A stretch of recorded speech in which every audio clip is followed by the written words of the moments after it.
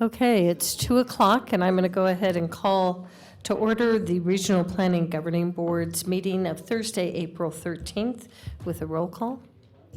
Jenny Breckus. Naomi Dewar. Here. Paul McKenzie. Marsha Burke-Bigler. Charlene Bybee. Here. David Bobzine. Absent. Donald Abbott for Gino Martini. Ed Lawson.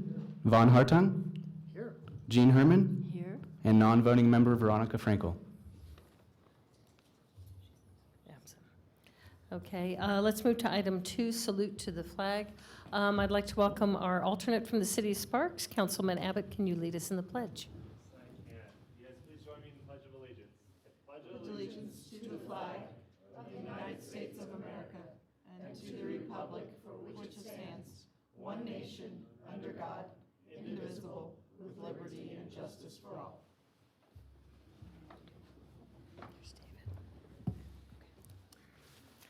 Thank you.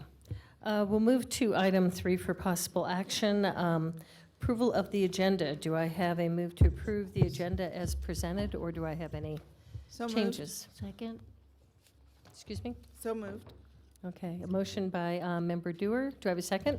I second. Second by Board Member Herman. All those in favor? Aye. Aye. Opposed? Motion carries unanimously. Okay, moving on to item number 4, approval of the minutes. Looking for an approval of the minutes of February 9th, 2017. Any corrections, additions? Thank you, Ms. Breckus? Thank you, Madam Chair. I think I do have a correction. I think the vote where Member Burke-Bigler voted in the minority on the position on, I think it's the only vote that was taken on at that meeting. I also dissented, was a dissenting vote. Remember that. I don't see that in the minutes. I think it just calls Member Burke-Bigler as the only dissenting vote, so. Okay. Madam Chair, we'll go ahead and make that change and bring it back at your next meeting. Thank you. Okay. So we'll go ahead and make that correction and then come back for approval of the corrected minutes. Moving on to number 5, public comment. Do we have public comment? I have none at this time. Okay, I do have some public comment coming up on specific agenda items. So general public comment is closed. Business of the day. 6A. We have an informational presentation on the 2040 Regional Transportation Plan.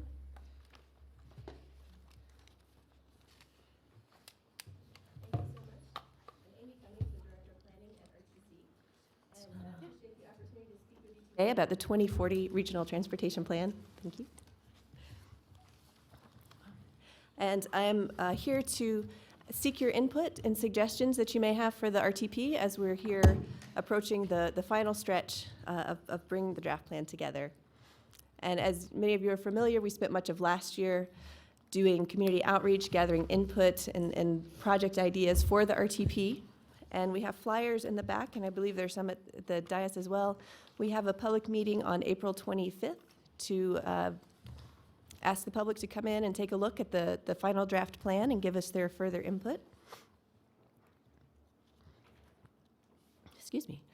The projects that you see in the draft plan come from either the current 2035 RTP, the many corridor studies and plans that have been done over the last few years, in particular the North Valleys plan and the Short Range Transit Plan and the Complete Streets Master Plan have been fully incorporated. And also projects that were suggested by members of the community at our outreach events. The projects are divided into 3 time periods, the first 5 years, second 5 years, and then the remaining about 13 years of the plan. And we do have to demonstrate fiscal constraint for each of these time periods. You see here highlighted the 5 projects that are currently ongoing or under construction or soon to be. 4th Street Prater, Glendale, Multimodal, Virginia Street, Rapid Extension, Audi Boulevard Multimodal, and the Spaghetti Bowl NEPA in engineering that's INDOT is taking the lead on. And this map highlights the different types of projects, whether it's bike ped, new capacity, multimodal, or freeway project for the first 5 years. Then moving into 22 to 2026, you see this is where we are able to deliver the capacity improvements that came out of the North Valleys multimodal plan, There's certainly a lot of interest in that community as we are developing that planning study, and you see those projects identified here, as well as Complete Streets multimodal projects on Kitski and North Virginia Street. And then as you look out into the longer term, 2027 to 2040, that's where you see some additional capacity projects. The Pyramid 395 connector is one example, as well as a range of other Complete Streets projects throughout the region. And I'm certainly happy to talk about any of these in more specifics. I don't want to read a list to you. We also have programmatic items that we are funding through each year of the RTP, and that includes line items for ADA improvements, bicycle and pedestrian improvements, intersection improvements, and traffic signal timing, as well as our pavement preservation program. And then in terms of the short-range transit plan, that was just, or was soon to be adopted, and those recommendations are being pulled forward into the RTP.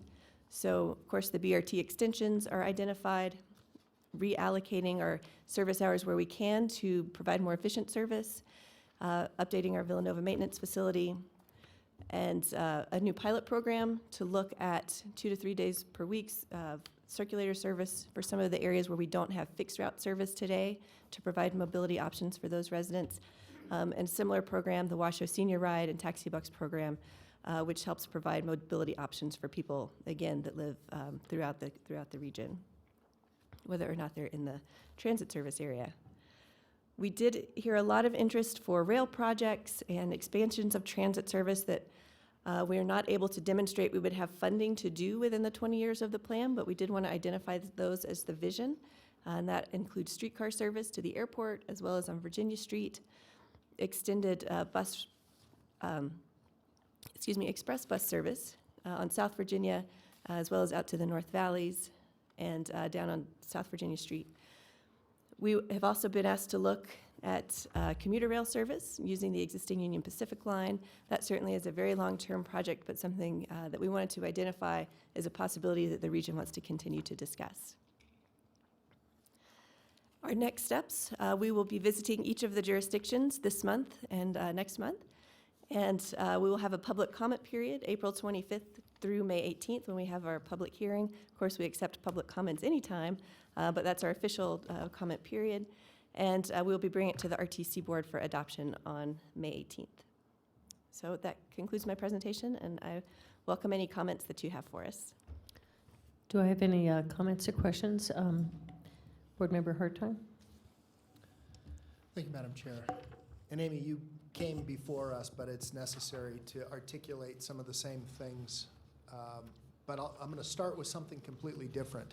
In lieu of taxi and other sort of private means, because sometimes it's cheaper than using access, have we thought about using Uber?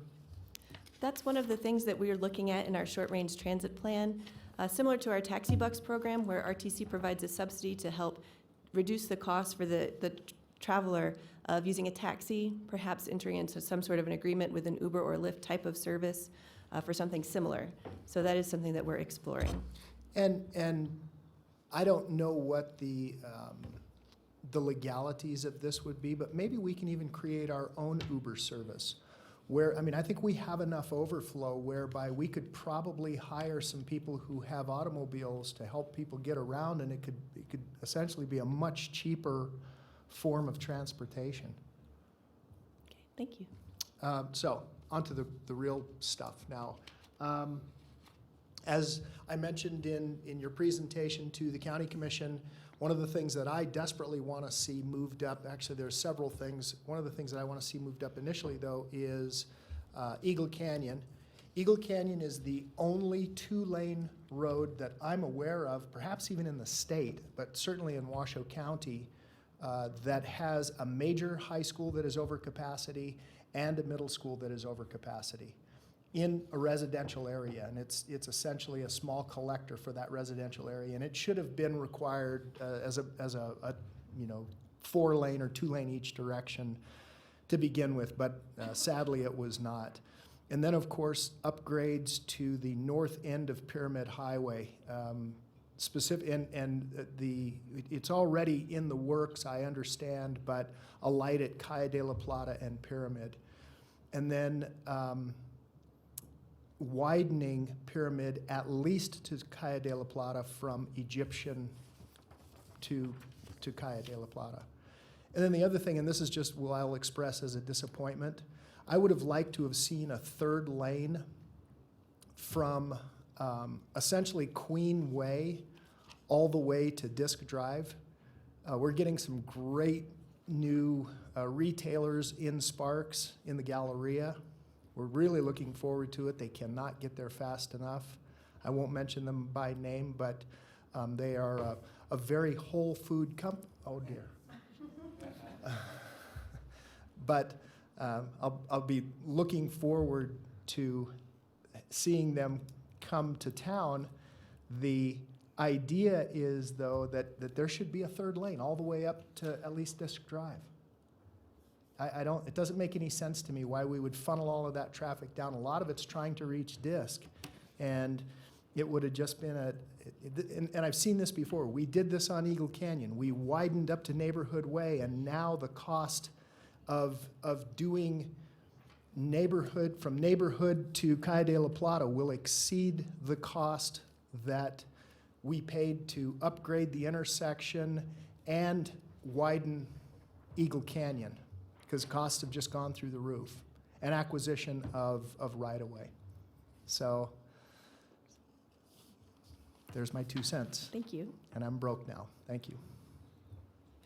Do I have any other questions or comments? Mr. McKenzie? Thank you, Amy. And you go back to 5 and 10-year plans there.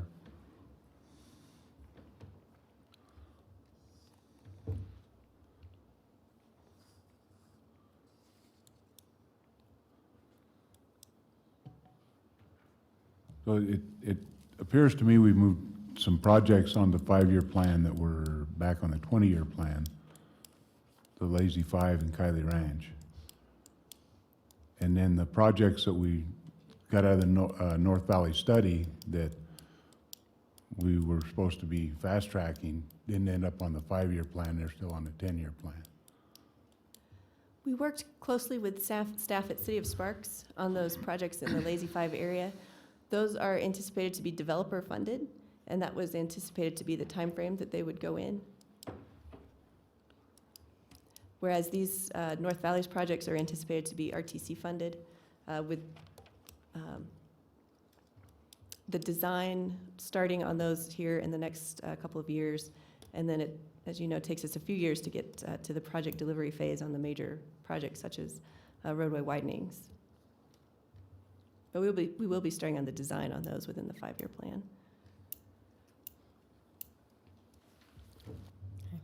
Any other comments or questions? I have one. Ms. Stewart? Yeah, I don't know if this is going. There's a street where there's a proposed development called Sierra Manor, and it's near the intersection of Sierra Manor Drive, and I thought this was Huffacre, and it may be. It wends its way around, but anyway, it's one of these streets where trucks come, but they have to do a hairpin turn back right, if they're going south in Virginia. And my idea was to cut that corner, and I think they call it a free right or something like that, where you don't have to make that whole turn. But apparently it really backs up traffic. It prevents traffic from moving anytime a truck comes there that has to make this greater than 90-degree turn. Okay. It would be, I guess it would be smaller than 90-degree turn. That's one thing. The other thing, I think I heard that you're going to be working on the intersections of, and maybe this is a UNNDOT project, at South Meadows and Damani Ranch with I-580. And, in our neighborhood advisory board, we've had a lot of commentary about the challenges of South Meadows trying to get on to the freeway at peak hours. And that it once worked better. There was installed a kind of a concrete divider of some kind. I think that was on South Meadows, and it made it incredibly difficult. I think there were 2 turning lanes onto the freeway at one time that were easy to get onto the freeway. So those are just some areas. And then, I often get questions about a light at South Meadows and Double Diamond, and I often get questions about a light at, it would be Rio Wrangler and maybe Steamboat. So there's so much development. I mean, we have about 3,000 homes and apartments in this whole South Meadows area, you know, both sides of the Virginia, but especially on the east side, that, you know, it's but a minute till it's all there and backed up. And especially the school, you know, DeMonte Ranch High School, north of there at the intersection of Rio Wrangler and Steamboat, I guess it would be. I guess the school traffic backs all the way up there. And so anyway, they're looking for something. I don't know the right answer. You're the experts, but I'm just wanting to get it on your radar. So, thank you. And I would like to highlight that the light at South Meadows and Double Double Diamond Diamond. is currently going to be going in this summer. Fantastic. So that Okay. one is underway. And we're going to be developing a study through our Unified Planning Work Program to look at the South Meadows region. Yeah. We're currently working on our scope for that. So we've been getting similar concerns expressed to us about the growth and congestion and Right. pedestrian safety and a range of issues. You know, I think they have to wait for us, you know, it's one of those ones that's starting to be several lights where you got to wait to get through, that kind of thing. So, thank you. And I guess just reach out to me if you would and include me in those meetings. That would be great. Thank you. Absolutely. Ms. Burkus, did you have something? Yeah, I mean, I think that the natural tendency when we see these draft markups is to go straight to projects, and usually projects within our own areas. And I guess I was looking for a presentation to the Land Use Regional Board to show how the RTP is connecting to our regional plan, which admittedly is a little outdated, but we do have some broad goals, land use goals, and I'm looking to see how the RTP is furthering those broad land use goals. And I didn't hear a lot of that. Maybe it's discussion we should have here, or you know, maybe it's some articulation is going to be in the narrative beyond just the projects. I don't know. I mean, I know that we've talking about a 25% within the McCarran Ring, you know, infill priority for new development, and I'm trying to figure out how these projects are furthering that. And frankly, some of the data we've done recently, I think, showed 18% was in the period of the last 5 years. So I'm thinking as the regional plan gets baked, we're looking at a 35%. And so if we're looking at a 35%, you know, rebuilding the cores, urban vitality, reducing sprawl, I'm looking then as the next step to see how the transportation investments are going to further that. And so that's what I'm looking at. And, you know, I guess that'll be coming forward in the draft. Thank you. Yes, we do have worked closely with your staff at TMRPA to incorporate the regional plan as well as elements of the land use plans from each of the jurisdictions into the RTP. And some of our major projects that are currently under development are focused on serving the urban core, in particular 4th Street Prater Way, which has just started construction. The Virginia Street BRT extension is also going to have significant improvements in the Midtown area. We're just about to get started on the design for the Audi Boulevard corridor improvements. That's also serving the urban core, providing enhanced multimodal access to that area. And there are a number of complete streets projects. Let's see. Kitski and is going to be doing some improvements in the Kitski corridor as well as Glendale. And that's another one that's going to be starting this summer, again, helping the urban core. So I'd certainly be happy to share more information, and I can work through the TMRPA staff to get to more details about that if that's the... Madam Chair, if I may just follow up, rather than jumping to projects, you know, and these projects, you know, the RTC is an engineering group that does a lot of modeling. So to me, if anything, it's show me the models, run different model scenarios, and show me how this suite of investments gets to the 35%. That's what I'm looking for. So I don't know, maybe we're not talking projects, we're talking methodology. So that's where I'll be, you know, wondering, you know, how as your plan progresses, how you're building that in. Okay, thank you. Okay.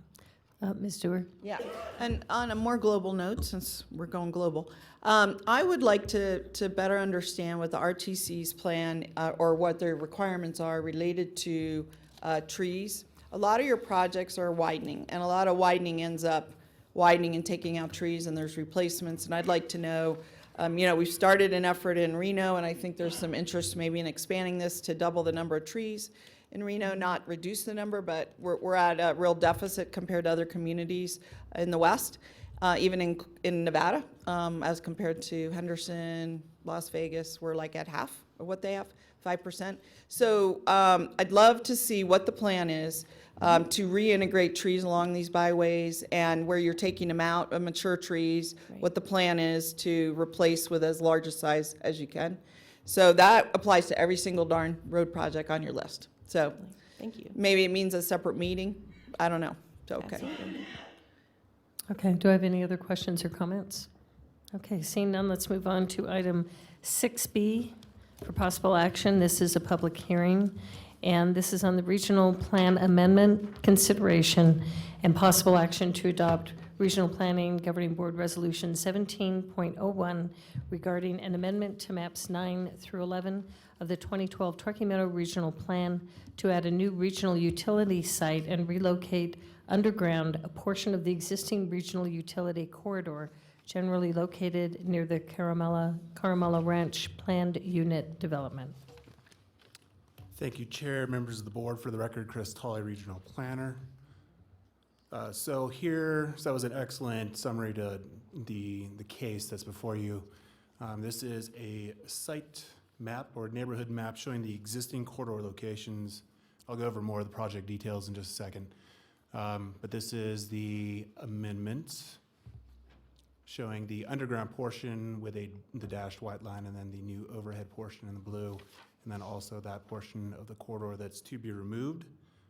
And then finally, an aerial showing the new line as it navigates the Rhyolite aggregate pit.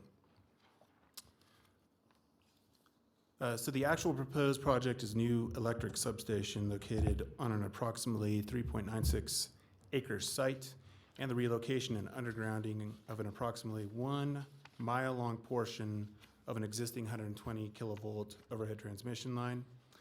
The relocation also of an approximately just slightly over half acre or half mile portion of an existing 120 kilovolt overhead transmission line.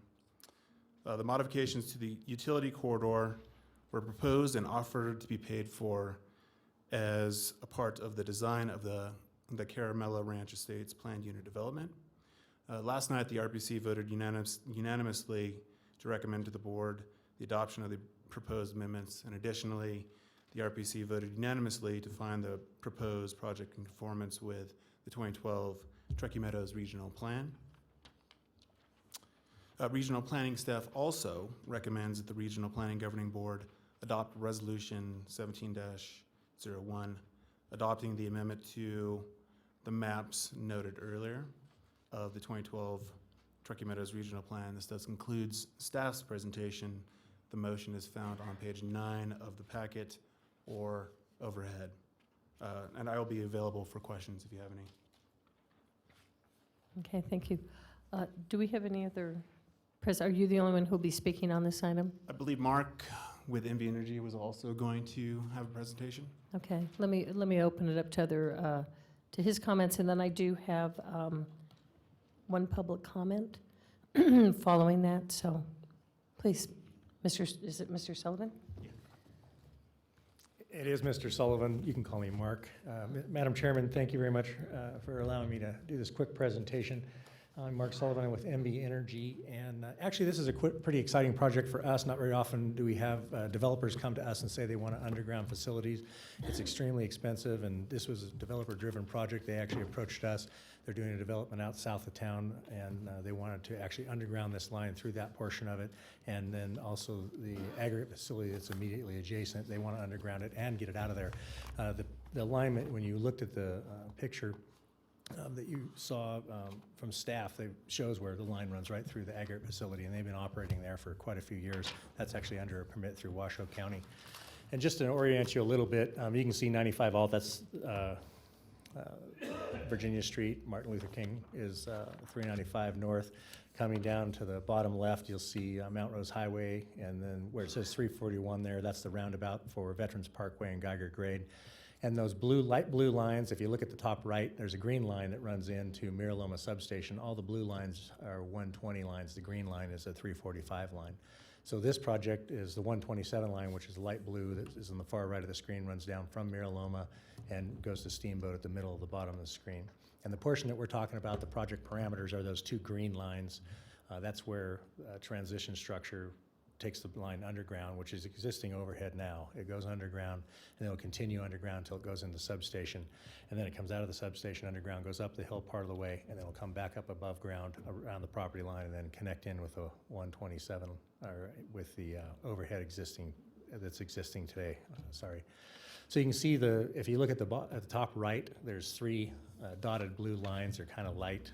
That's the existing alignment, and it's overhead, runs all the way down through the pit, through this Camarilla Ranch, and ends up down the bottom left-hand side. That green is overhead. When it goes to pink, that's where the transition structure is. It'll take it underground. It'll run underground. It's almost the same alignment that it's in today as the overhead alignment. It's moved a little bit to align it with the roadway and where utilities are typically aligned. And that's part of that realignment we're talking about. So we have an undergrounding portion, we have a realignment portion, and then we have the substation portion. So the underground portion, the pink, goes into the substation that's actually on the property of Rhyolite Aggregate Facility. Then it comes out in pink, and then you see where it turns green. That's where it transitions again back into overhead and basically follows the property line and goes back into the existing alignment. And this is just a close-up of the substation. You can see probably the most prominent is the pink lines. That's where the underground is coming in and going out of the substation. The yellow is actually a landscaping area, and that dark blue line that's around that is actually the property boundary that we anticipate. That parcel has not been carved out from the Rhyolite facility yet, but we'll do a parcel map and get that taken care of. The far left, there's a light blue dotted line. That's actually the property line of the Rhyolite facility. Excuse me. And this is a copy of, or a picture, and keep in mind, this picture you're looking at eye level. You're not gonna see this eye level because all the property slopes away. There's a couple of things that are unique about this. What you'll see coming from the power company, and we've done it on several substations so far here in northern Nevada, is a zero-scape plan to try and help us with being able to maintain our properties in a professional manner, and then also conserve and water in those areas. And it's just challenging to be able to maintain. We have 600 and something substations, and it's very difficult to maintain this type of a lush, kind of robust planting. The developers actually approached us and said that they want this in that area. So they've actually said they're gonna plant that themselves, and they're actually gonna maintain it with their HOA, which is very rare. I haven't seen that before. And so you got a lot more planting that you would normally see. Also, something unique about this, you'll see we got a block wall that's in there. And that's a 14-foot high block wall, and you'll see the equipment is relatively low behind there.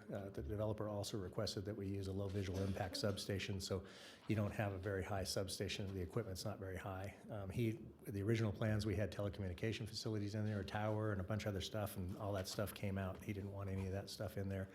And so it was just, I think, a collaboration between both the power company, Rhyolite Aggregate Facility, and De Loretto and Toll Brothers. So I think you got probably one of the most attractive substations you're gonna find in northern Nevada.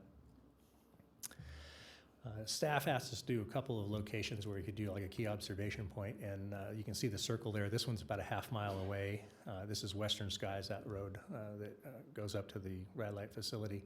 And I circled the area where the substation is, and that's what it looked like. You can see over off to the left, there's a Damani High School. There's a water tank up on the hill.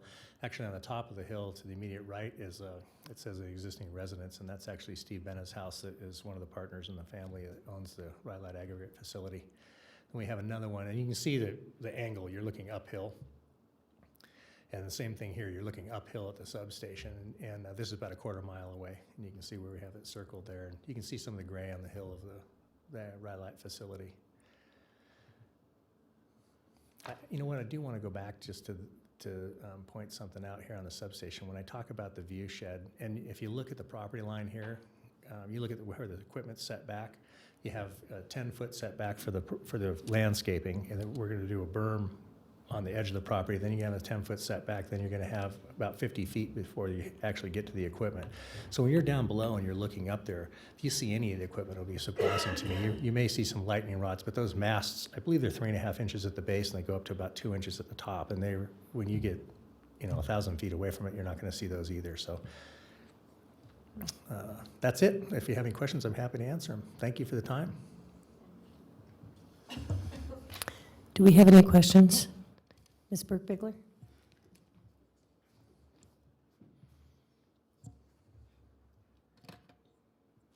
All right, come on. Oh, it's on, yay. No questions, I just understand today's your birthday, and I'm really sorry you had to be here and make a presentation instead of being out skiing or having some fun somewhere else, and I wish you a very happy birthday.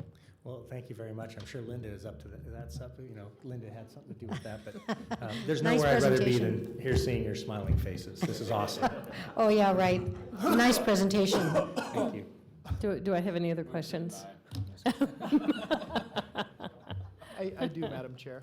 And actually on, okay, and our, Mr. Azevedo has reminded me, this is for possible action. I do have one public hearing.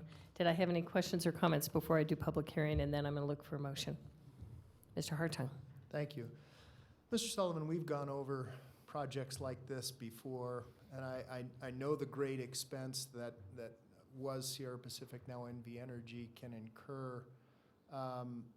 And one of the arguments that you guys have used in the past is reliability of undergrounding versus overhead. Is there an issue here with that, or is it, I mean, this thing, 120 kV, it generates quite a bit of heat. Yeah, thank you for the question, Mr. Hartung.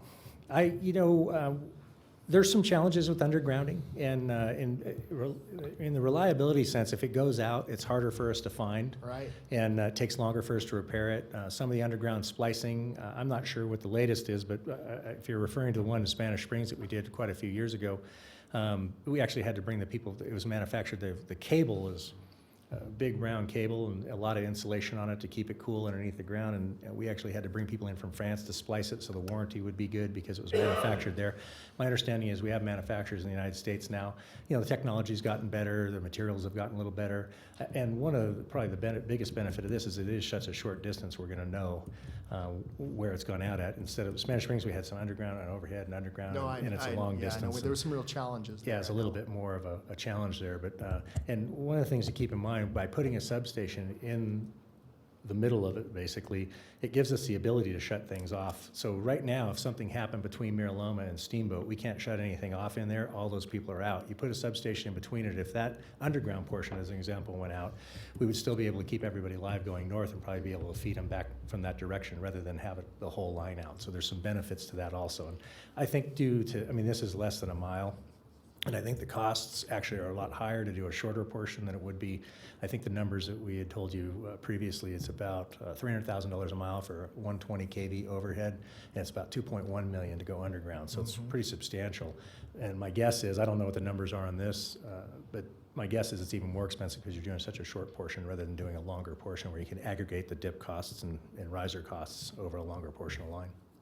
Is there, this is the topic of the day, of course, and I would be remiss if I didn't ask, is there any issues with flooding in this area?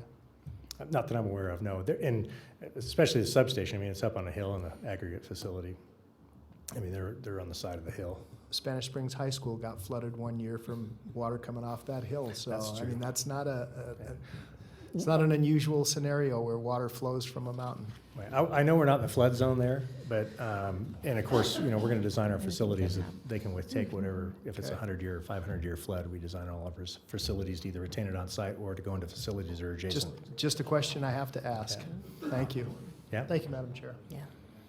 Madam Chair? Okay, Ms. Stewart? Yeah, this project's in my ward, and I said this at the city council, but huge shout out to Caramello and Perry DiLoretto for doing this, because it's really a view preservation issue. They undergrounded the local wires in the development, but to go to this extent, to have this main line underground, I think is really above and beyond. I think it's really, very, I don't know the right word, trend-setting or proactive out there. I think Kind it's of really forward-thinking. Forward-thinking, thank you. It's very forward-thinking, and I was really impressed when I got the tour and saw the site, and I'm really glad we're moving forward. Okay. I would just comment that I know a lot of people do like underground lines. I like them overhead. Everybody's different. I'm but sure you do. It just breaks up the landscape and, adds character. If you look at movies, you'll see a Yeah. sunset and they have the, Tennis shoes hanging Okay, Adds character to mine. seeing no more comments or questions, I'm going to open this item 6B up to public comment.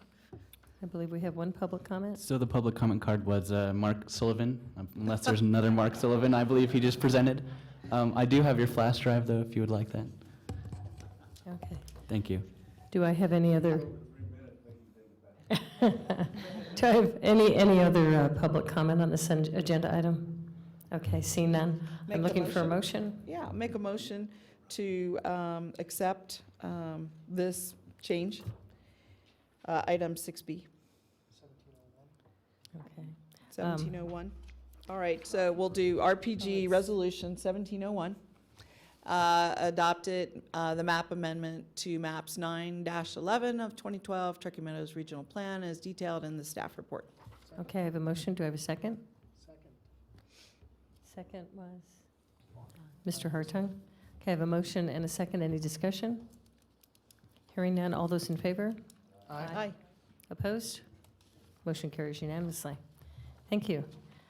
Okay, we're going to move on now to item 6C for possible action, consideration and possible ratification of the recommendations of the Washoe County Home Consortium's directors for, we have two items, allocation of 2017-2018 program funds for the development of an affordable housing project in the amount of $750,000, and item 2, the restructuring of home loans on the plaza at 4th Street property pursuant to sale of the property to Northern Nevada Community Housing. And I would like to start with Mr. Azevedo, who would like to make some comments before we open this item. Thank you.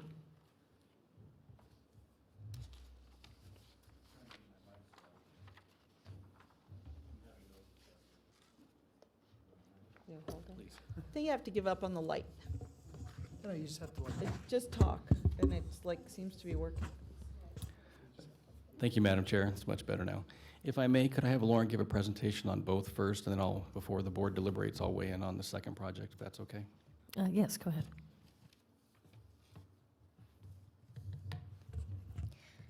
All right, thank you, Madam Chair and board members. For the record, Lauren Knox, Regional Planning.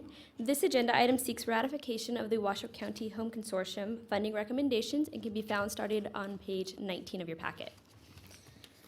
The Washoe County Home Consortium forwarded the allocation ratification requests for one new project, the Steamboat at Summit Apartments, and also the restructuring of the home loans for a project called the Plaza at 4th Street. We're actually going to separate this item into two separate presentation items, as identified on the agenda as item 6C1 and 6C2, and we're looking for a motion on each item. So we'll start with item 6C1, which is the ratification of the allocation of 2017 home program year funds for the Steamboat at Summit Apartments.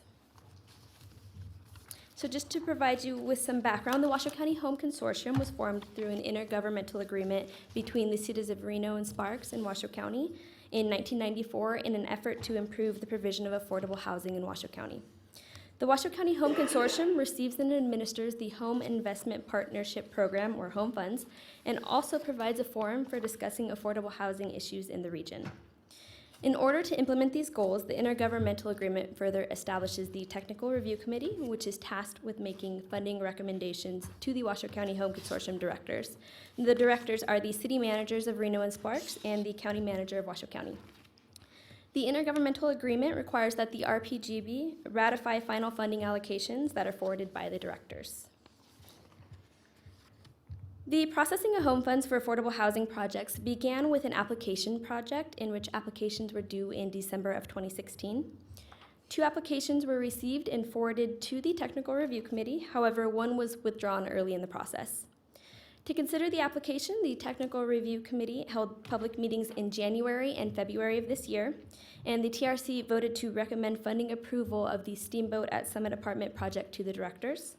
The directors reviewed and discussed the funding recommendations made by the Technical Review Committee and forwarded their approval to this board for ratification. So I'll provide a brief overview of the project. It's a new construction of 360 affordable units located on the southeast corner of South Virginia Street and Geiger Grade in the Redfield Regional Center. The project proposes a range of 30% to 60% area median income. So it's 355 units at 60%, 3 at 50%, and 2 at 30%. And the request is for $750,000. So staff recommends the funding allocation be ratified by this board. Motion can be found overhead as well as on page 21 of your packet. Also, we have Washoe County Home Consortium staff, Eric Novak with Praxis Consulting, the developer, which is Green Street Companies, and I, all available to answer any questions you have on this one specifically. Okay, thank you, Lauren. Mr. Azevedo, did you wish to comment at this time? No, ma'am, I'll comment on the second item on the agenda. Just on the second item? Yes, Okay. Okay, let me open it up for discussion. Do I have any questions for Lauren or comments? Mr. McKenzie? Thank you, Madam Chairman, and I opposed this when it came from the Reno City Council for a number of reasons, and I just thought that I'd like to get those reasons on the record here as well. And, one of those reasons is that ever since I've been on the council and on this board, we seem to approve these because we don't have anything better. And I don't believe that that's a very appropriate way to manage a fund that we need to, it's one of the few assets we have to get affordable housing within our community. This particular development is away from public transit. It's not near a job center. It's not near many of the services that the people that live in this facility may need. So it really doesn't fit any of the models that we have that we want to develop affordable housing under. We want to have all of those things when we develop affordable housing. Another point that was brought up at our council meeting about this is we're putting 350 low-income people in the south end of town, and they're going to go to schools. Those kids from those families are going to go to schools that are from fairly affluent neighborhoods, and those kids are going to be characterized as living in the hood because we don't have a mix of housing that doesn't alienate them from those that are surrounding them. So for those reasons, I'm very opposed to this project. I think that we would be much better in this communities. We would be much better off if we would utilize these dollars to develop an affordable housing model that provides the services and doesn't alienate the people that utilize them. Thank you. Okay. Do I have other questions or comments? Ms. Breckes? Thank you, Madam Chair. I too opposed this when it came before the Reno City Council, and I've given a lot of thought to it since then. I've done a site visit to it. I met with the applicant. I've spoken to staff. Do you happen to have a copy, a map of the jurisdictional boundaries in your presentation? I don't believe it's on the map that I do have. Yeah. I can probably bring up one of the regional plan maps and maybe Could you do that? zoom in. If you could, if it's not too much trouble. I don't think Reno did a zoning map because, you know, it wasn't a zoning case. But here's my point is, when this came into the Reno city sphere, and was intensified outside of the southwest, southeast Truckee Meadows area plan, Washoe County, it was a very controversial extension of the corporate boundaries. And I don't think it was good planning. I think it was poor planning. I think a lot of the issues that we deal with here are unfirm boundaries, and we need to work hard to firm up our boundaries. And so I had a real hard time with that. And at the meeting, we said, you know, my concern was bringing our money in to enable it to go to intensification. And the argument is, well, it's already zoned for intensification with the MU zoning.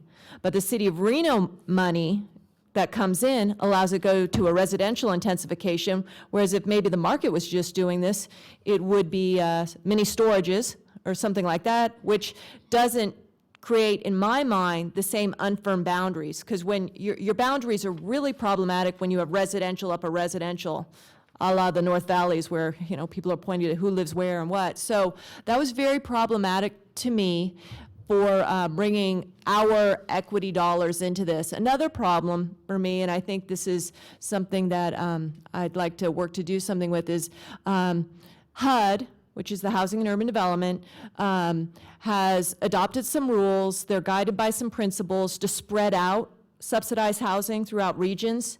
I think in a region like ours, and I think the story's still be told, is it extending this density and this housing stock in a suburban sprawling pattern. Whereas in a Philadelphia and in a Detroit, it might have some of the intended means that HUD's trying to meet, but I don't think it's meeting here. And I think that it's still a new program, but when I talk to the developers about how they can make this thing pencil and the boost that they get in tax credits, there's very few properties where this can work, and a lot of them are out in these areas where I don't think, shame on us for having a bad land use map that doesn't respect community character of unincorporated areas, but I don't think it's respective of the of the goals we're trying to meet on a housing. So those were my problems, and can you show where that boundary is? Do you mind showing?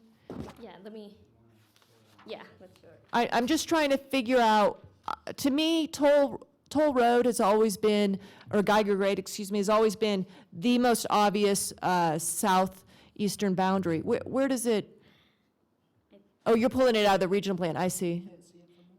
Yeah, it's. Sorry, we actually pulled the map from the last item you just heard, just to give perspective here. And so the project is located right in this area. Okay, okay. Regional center right here to Redfield. So it's about right there. Reno's gone right there. Okay, so Reno extends even southern of that. Okay, well, I don't think that's good planning. I think if we had been a little further, this body in the regional plan, which, I would have liked to have been a year into the regional plan, I think among the issues that the regional plan needs to address are possibly de-annexations to firm up boundaries. And I guess, one thing I'm going to contemplate in the interim at the Reno City Council is possibly a de-annexation of this property. And many years ago, the region did a study on if something's going to get built to density, it should be built in a city, because then the municipal property tax comes in. This one does not pay any municipal property tax. So, because that's what home fund dollars do. So it's immaterial to Reno's bottom line. And I think it would be an appropriate effort to Reno to work to firm up that boundary on that. And I think that's where the regional plan is going to be taking us, looking, at these raggedy edges and where to sum them up. I think that is a path forward to eliminate the conflicts. So that's something I'm prepared to do. I also think that I'd like to see City of Reno work with their federal lobbyists to talk about this HUD boost in the Western model, the HUD provision that boosts tax credits in these census tracts in the Western United States. Maybe it's doing something that they didn't attend, and I'd like to understand a little bit more. But of course, we all know these programs are on the chopping block in the federal budget right now. So anyway, I'm prepared to support this today. Reverse myself, and another compelling factor is also that I like to come up here representing what, I don't think it's helpful for Reno to be at odds when we take an action forward. These are our home fund allocations, and I think it's unfortunate to not represent our majority opinion, although it was very split. It was Mr. McKenzie and I and one other person, so it was a 4-3 vote. So that's more or less why I think I can support it at this time. I've also been assured by the engineering that while it is in a floodplain and will require a LOMAR, that the engineering of this project will improve the situation. If it's coming through for a special use permit or any variances and that hits the Reno Planning Commission or City Council, I probably will not be there, and I know the engineering's still in work. And I've lost a lot of faith in hydrology in the last 6 months and hydrologists, but I can understand that sometimes the last downstream person can improve things. So look forward to and hoping that'll happen in this case. But with that, I'll be supporting this. Thank you. Okay. Ms. Stewart. Since the Reno people are speaking up, this project is again in my ward, and I wanted to speak in support of it. As my two colleagues pointed out, it was a split vote, and there were issues that I don't think were fully addressed at the council meeting, but I know that the applicant's in the room and could probably. I wanted to just say a few reasons why I did support it. It's actually located at a very significant crossroads. close to where we also approved the Summit Apartments. And while the mix is different, I think they had some 80% units. These are mostly 60% of AMI. I think the location is very telling in that many people, it's right at the crossroads where Mount Rose Highway goes up to Incline. It's been very difficult for people that have less than the average wage to live up at Lake Tahoe, but they still need services. They still need grocery store clerks. They still need people to work the hotels, work the ski slopes, et cetera, et cetera. And this is like the closest place with affordable housing to that location. There's also a demand down in Carson City, so this is the closest place in Reno, and there is a growing demand and eventually more demand, up Geiger Grade. And we just heard that there are Geiger Grade improvements planned. Secondly, this site, and while I may not have myself gone for an annexation or the programming that was done with the PUD, a PUD was done. This site is approved for 600 market rate apartments. The 360 that are considered here, to me, would lower the density, which I actually appreciate, and would provide a lot more green space. Thirdly, there is a lot of employment. There may not be an employment center, as my colleague in Northwest Valleys the North Valleys has large distribution centers, but there are some quite a few distribution centers down in South Meadows and at the Barnes & Noble. There's also a lot of retail to support all the houses I mentioned earlier, a lot of retail and a lot of services, whether it's tire places, oil change places, and they have a whole list. I also asked the applicant to put together a map that shows how far from those locations this place is. And there's a lot within a half a mile, and there's a lot within a mile and a half. And I asked them on the transportation issue, since a bus comes down to Summit, it only apparently runs once an hour. I asked them to consider working with the actual project managers to put in a shuttle with a 3-mile radius, so that if someone needs to go to one of the several urgent cares hospitals in the area to get dropped off to work because their car's broken, most of these people do have cars, or to get to the South Meadows employment areas, there's an option, and they're strongly considering that. Then finally, there's 2 more points. One was brought up about school alienation. Whether you have the people living like the Summit Apartments where they have market rate mixed with affordable, or you have an affordable unit, regardless, when they get to school, which it's an important point about class and school and segregation in school, the whole point is to have people of a wide variety of classes in your schools. And if all we have are homes that are 300,000 to 500,000 in South Meadows, and that's who you're going to school with, that's all you're being exposed to. But what we have done now is get in 3 affordable units, one at Summit. This one, presuming it goes forward, there's one that just went in the senior vintage also, and then there's yet another one. I think it is good to mix it up. The point about the HUD parcels, the HUD determines these parcels. This is one of the parcels where they can get this added financial increment. I don't know all the details, but the last one we did in Ward 2 was also in one of these very unique, behind Walmart, very isolated parcels, and that's where they said, we want you to do something through HUD.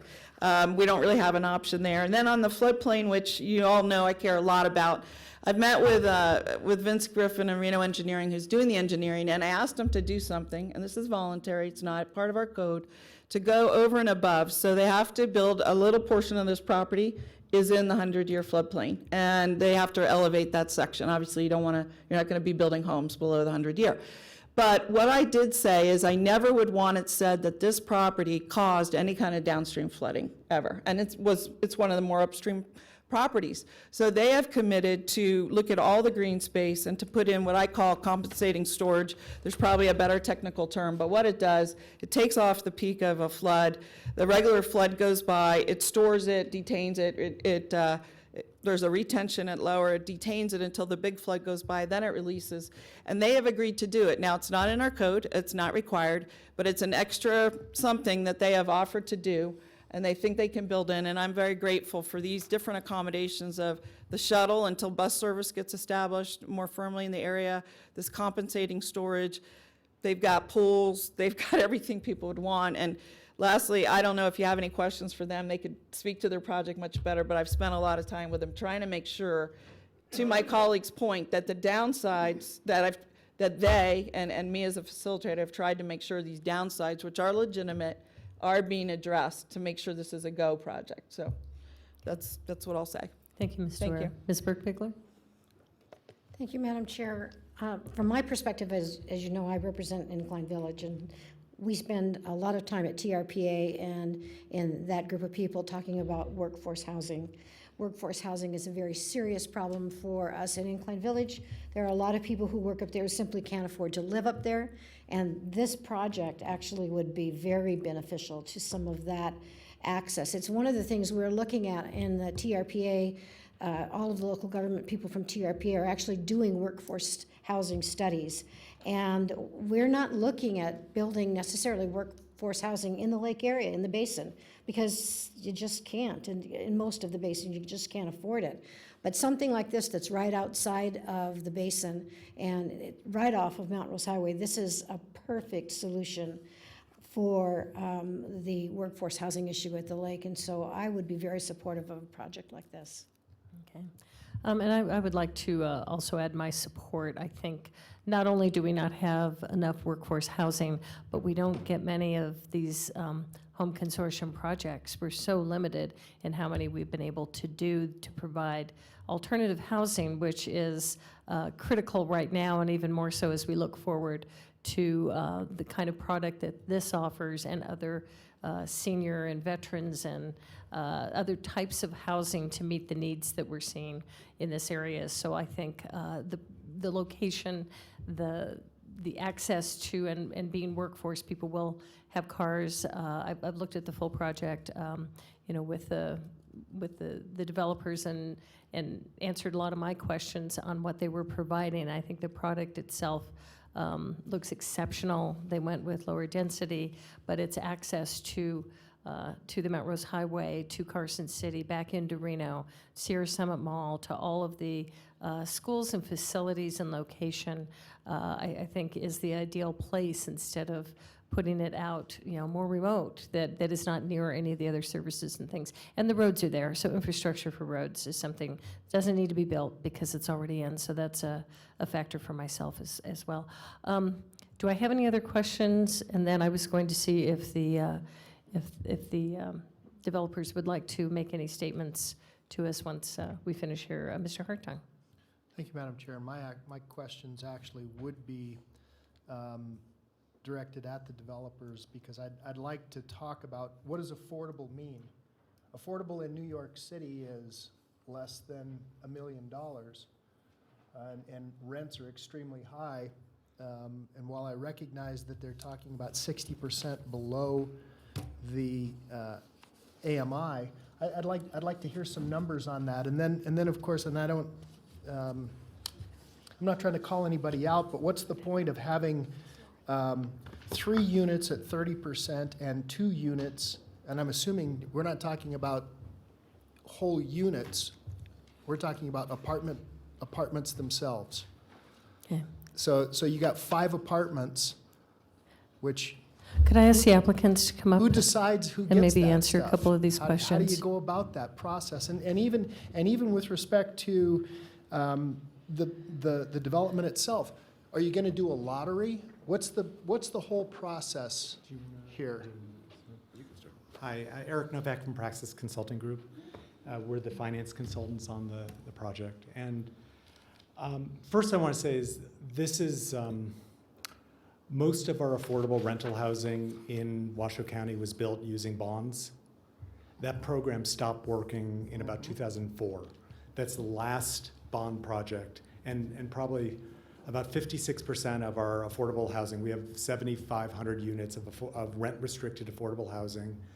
56% was built using bonds. That program just stopped working. And because it didn't defaulted pencil. on The economics bonds. didn't work. Right. And what happened is the state became very concerned about that if our whole affordable housing program in Washoe County is the 9% tax credit program, that's 40 units a year. And we've been diligently producing 40 units a year. And that's a very different program. So that program gives you 3 times as much subsidy, and it's more of a boutique housing program where it's serving very low income households. So at 30% of AMI, 40% of AMI. But that's not what the bond program was. The bond program was a workforce housing production program.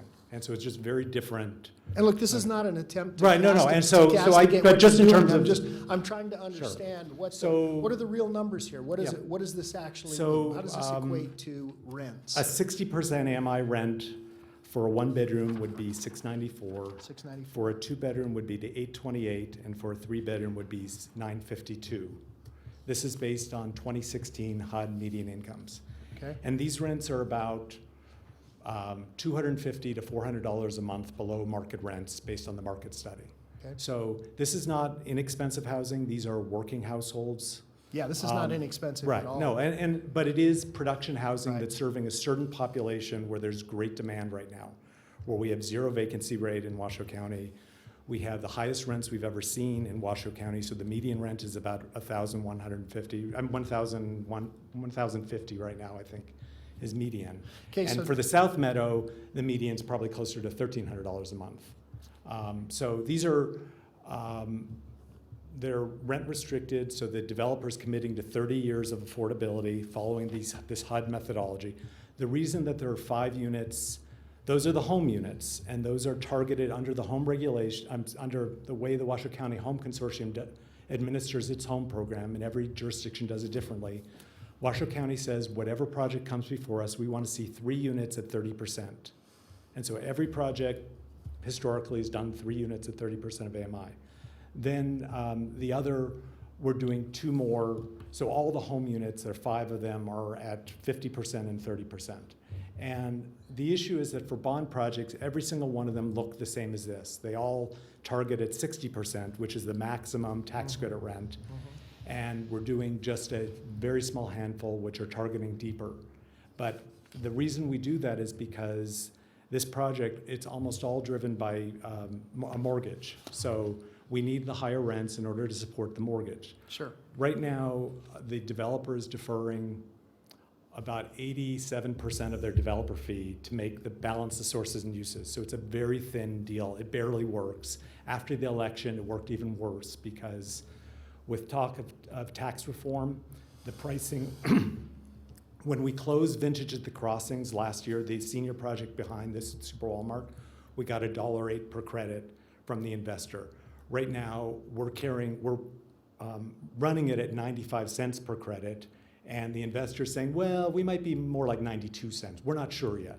And I think there's just this concern that with tax reform, they don't know what the corporate tax rate's going to be, and that has a big impact on how they underwrite these projects. So it's just every unit we do that's below 60% of AMI that goes down to 50, it reduces the amount of debt we can borrow, and it creates a bigger gap. And I calculated so that a 30% unit creates about $90,000 of gap. So every 30% unit we do, we can borrow $90,000 less, and the gap gets bigger. Every 50% AMI unit is about $25,000 less debt we can borrow. And so that's, so we're trying to do, all of them are at 60, they're rent restricted for 30 years, but there are not many at those lower income levels. But the 9% program, typically, we're always at 40 and 30, and that's what we do in that program. Okay, just a couple more questions. How do you decide? So essentially, you've got, at 60%, you've got 355 units. Who decides who gets those? How do you go about that? Is it who you know? So the Is property, it, there's a tenant selection plan. okay, And typically what we'll do is we have a matrix, and you're filling those boxes with households that meet that income levels. okay, So that someone who is in a 30% AMI unit would be someone whose income is below 30% of AMI. And we try and so what happens if someone comes in and it's first come, first served, they're on a waiting list. If we fill that unit and then someone comes in is at 30% of AMI, but all we have left are 60% units, they're not going to be able to afford to live in those units. So they'll just stay on the waiting list until one of those 30% units becomes available. But it's based on fair housing rules, and it's first come, first serve. okay, so it's just first come, first serve, as opposed to a lottery process whereby once you guys make this known and all of these names go into a bin, as it were, and then you start choosing out your 355 names. And I think I've seen that done as well, and I think as long as it's a fair process, you can do that. So like Lincoln Way Apartments, which is Silver Sage Manor, developed that next to Spark City Hall. That filled in 1 month, and that was all units at 50 and 40 and 30. And we had, it filled in 1 month. We had a waiting list of 200 for those 45 units very quickly. Bet. Yeah, I mean, So- that doesn't surprise me at all. And so it's whatever methodology the owner or the property manager decides. I mean, I have heard of lotteries done as well, but there's just sort of overwhelming demand. That's the problem. Again, and so my hope would be, Jim, that we do some type of a lottery process, some type of a process whereby, you know, if I've heard about it, you know, at day 31 and I didn't get my name in ahead of somebody else, that I still have an equitable chance of getting a unit, and nobody, because I call up my friends and they all go in and they put their names in and et cetera. You know, the lottery process allows a more equitable choosing of who gets those units, because there is very high demand. I mean, there's absolutely no question that I mean, these things will fill. I don't think you're going to have a problem with tenants. That's my bet. Enormous demand for this housing. And I would guess that the home consortium or the government home funding probably mandates how everything about from the funding to the selection process, is it all determined already? It's a heavily regulated industry. Okay. And so the property managers know far more than I do about how you do this. But yes, they're following, but all of these certifications for income qualify. You earn the credit based on filling the units with the households that are income qualified. If you don't, then you lose the tax credits, and that's a big deal. Okay, couple more questions. Yes, then can we get moving on? I have I want a couple quick questions, and then if the applicant wants to make a brief statement, Understood. then I'll be looking for I a have a motion. couple of quick questions. So a question that's been asked of me is about what differentiates this from, say, Section 8 housing? And I've had people say to me, I don't want this in my neighborhood, who live out there. Yeah. City of Reno folks, Curdy Ranch and you know, some of the Virginia City foothills and et cetera. I don't want Section 8 there. So what's the differentiation between this project and Section 8? I can usually tell the tax credit projects because they're often the nicest ones, the nicest multifamily rental housing in a neighborhood. I mean, you can sort of pick them out. And that the Section 8 housing, that program, HUD stopped funding new Section 8 projects about 30 years ago, 25 years ago. Well, that's, So I mean, there's- that's a there's no general new comment Section that's 8. used. And That's a general comment, So and I recognize this does that. not have rental assistance. Section 8 is it's rental assistance. Has rental And assistance. so it can serve down to zero income. Okay. So you just pay 30% of your income regardless of what your income is. So about what we make here as being elected So officials. and it's capped at 50, generally you have to be below 50% of AMI. So typically Section 8 housing would be serving extremely low-income households. Okay. Last question is, how is this going to be maintained over the 30 years? And Dane, maybe either you or Jim can answer this. You know, because you're working on very thin margins, and so how are you going to be able to maintain this so that it is, you know, it's kept up? Sure. Dane Hilliard from Green Street. Nice to see you all. We're in this for a profit, and part of that requires happy tenants that are not damaging units and moving all the time. We're heavily restricted, so we have to have big reserves to replace the parking lot and fix the roofs and keep the buildings maintained. The state audits the project regularly, and we don't know when they're coming, inspections, because the state's involved. But again, this is basically, the government got off the Section 8 housing and shifted everything to private for-profit developers for this type of housing, because we're interested in keeping it nice and keeping the tenants happy and keeping them there. The longer a tenant stays, the better it is for us without units turning all the time. But again, we have tax credit investors, we have Citibank, everybody's involved in inspections and audits, auditing the reserve accounts. So it's heavily regulated. It's not like a regular market rate deal. It isn't. So there's a lot of restrictions and requirements for us to keep it maintained very well. And the rents will be restricted for 30 years? 30 years. 30 years, okay. Yeah, even though the rents here, the market rents might double, we're capped at the HUD AMI at 60% or less. And HUD gives those rents out every year, or what the AMI is. What the AMI is. So Yes. it's not fixed at 2017 AMI. Every year they change it. Right, Sometimes it goes right. down, That's- sometimes it goes up. That's my point, yeah. Yep, Yeah, yep. it's not capped at 2017. Correct. Yeah, okay. Yep. Okay, thank you. Okay. Thanks, Dan. I Mr. appreciate it. Hilliard, Thank was you. there anything else, anything additional comments you'd Sure. like to add? I'd just like to touch on that we were the last bond project, the Bluffs in Northwest Reno, which is off par, 300 units, same exact financing structure. Between HUD changing the program and between the state of Nevada deciding that we have a housing crisis in Nevada, the state of Nevada is putting a new gap funding program on this project, as they did on the Vintage Senior project, of $3 million. The additional money from HUD is about $6 million. So this project has $9 million of new dollars coming into it. Otherwise, it wouldn't work at all, for sure. So it's a brand new opportunity. It may not last. There may not be this program next year. We don't know.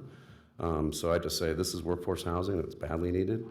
These are people that work at all the places we shop and go to the bank and go to the hospital. And they probably work at this county building, and it's what we need. So here for any other questions. But we're fortunate to be here and fortunate to have these programs to make this project viable. And is right this now. your map here? Is this?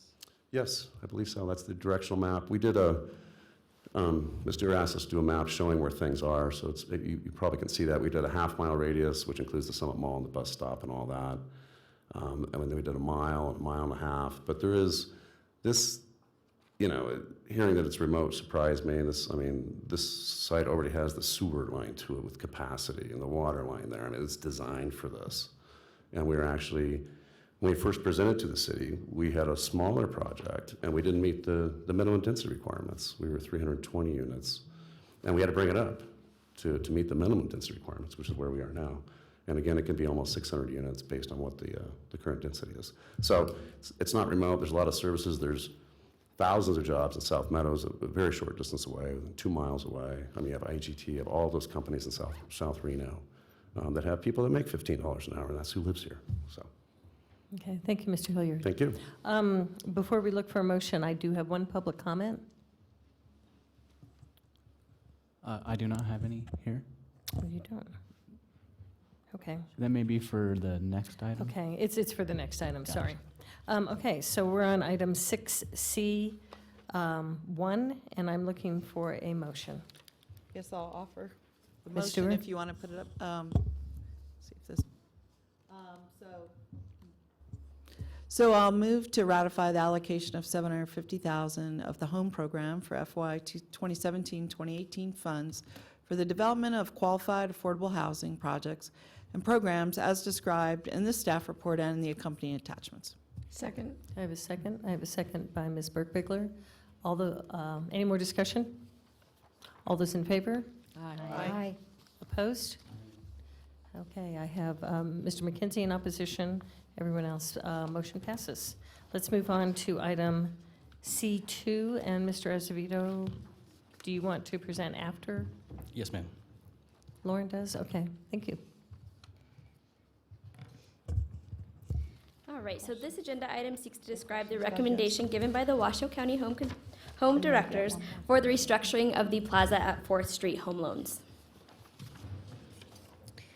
The Plaza at 4th Street was a project that received home loans in 2001 and was built in 2002. The current owner made the decision to sell the property, and an affiliate of the Northern Nevada Community Housing executed a letter of intent to purchase the property. Northern Nevada Community Housing plans to rehabilitate and reconfigure the project and add approximately 20 new units for formerly homeless and special needs tenants. Currently, there's a total debt of approximately $1.6 million. As the proposed project will not generate enough revenue to support repayment of the existing home loans, Northern Nevada Community Housing is requesting that all but $100,000 of the home loans be written off. And I'm actually going to turn it over to Greg Salter to discuss the proposed restructuring of the loans.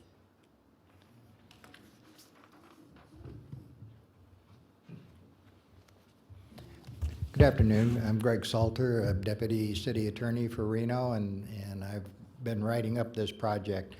The documents for this project are a bit complicated, but the principle is really simple. In exchange for the home consortium getting 20 new home units, 10 of which for homeless, 10 of which for special needs, both of those are very critical categories that we need. in exchange for getting those 20 new home units and with a 35-year affordability period, which is well beyond the HUD requirement, and in exchange for extending the affordability period on the 22 home units that are already pledged in the project, extending the affordability period for 30 to about another 11 years. What the Home Consortium would like to do is restructure the loan into an investment grant into the project, which would be repayable only if the home restricted unit provisions are violated. The project, as you've seen, the project is 50 units right now. It will be 60 after the conversion. 22 of which, as I've provided in the table in the resolution that's in front of you, 22 of which are already pledged to as home units at 45% or lower AMI. The project is being, it's an infill project, by the way. It's well constructed, it's been well managed, and as you can see, it is still an attractive project in a very useful location. It's being sold. The present owners, 4th Street Partners, are selling the unit, and an outfit called the 4th Street Plaza LP is buying it, and the representatives of 4th Street Plaza, Matt Fleming and Lisa Dayton, are here to answer any questions that you have. But as was pointed out, in order for the additional 20 units, which means that 70% of the project is home units, 70%, that's a very high percentage. But in exchange for them doing that, the project won't pencil if they have to make loan payments. And so the idea was that this is a great investment to get 70% in an infill, well-done project. We are authorized under HUD regulations to grant funds for home units.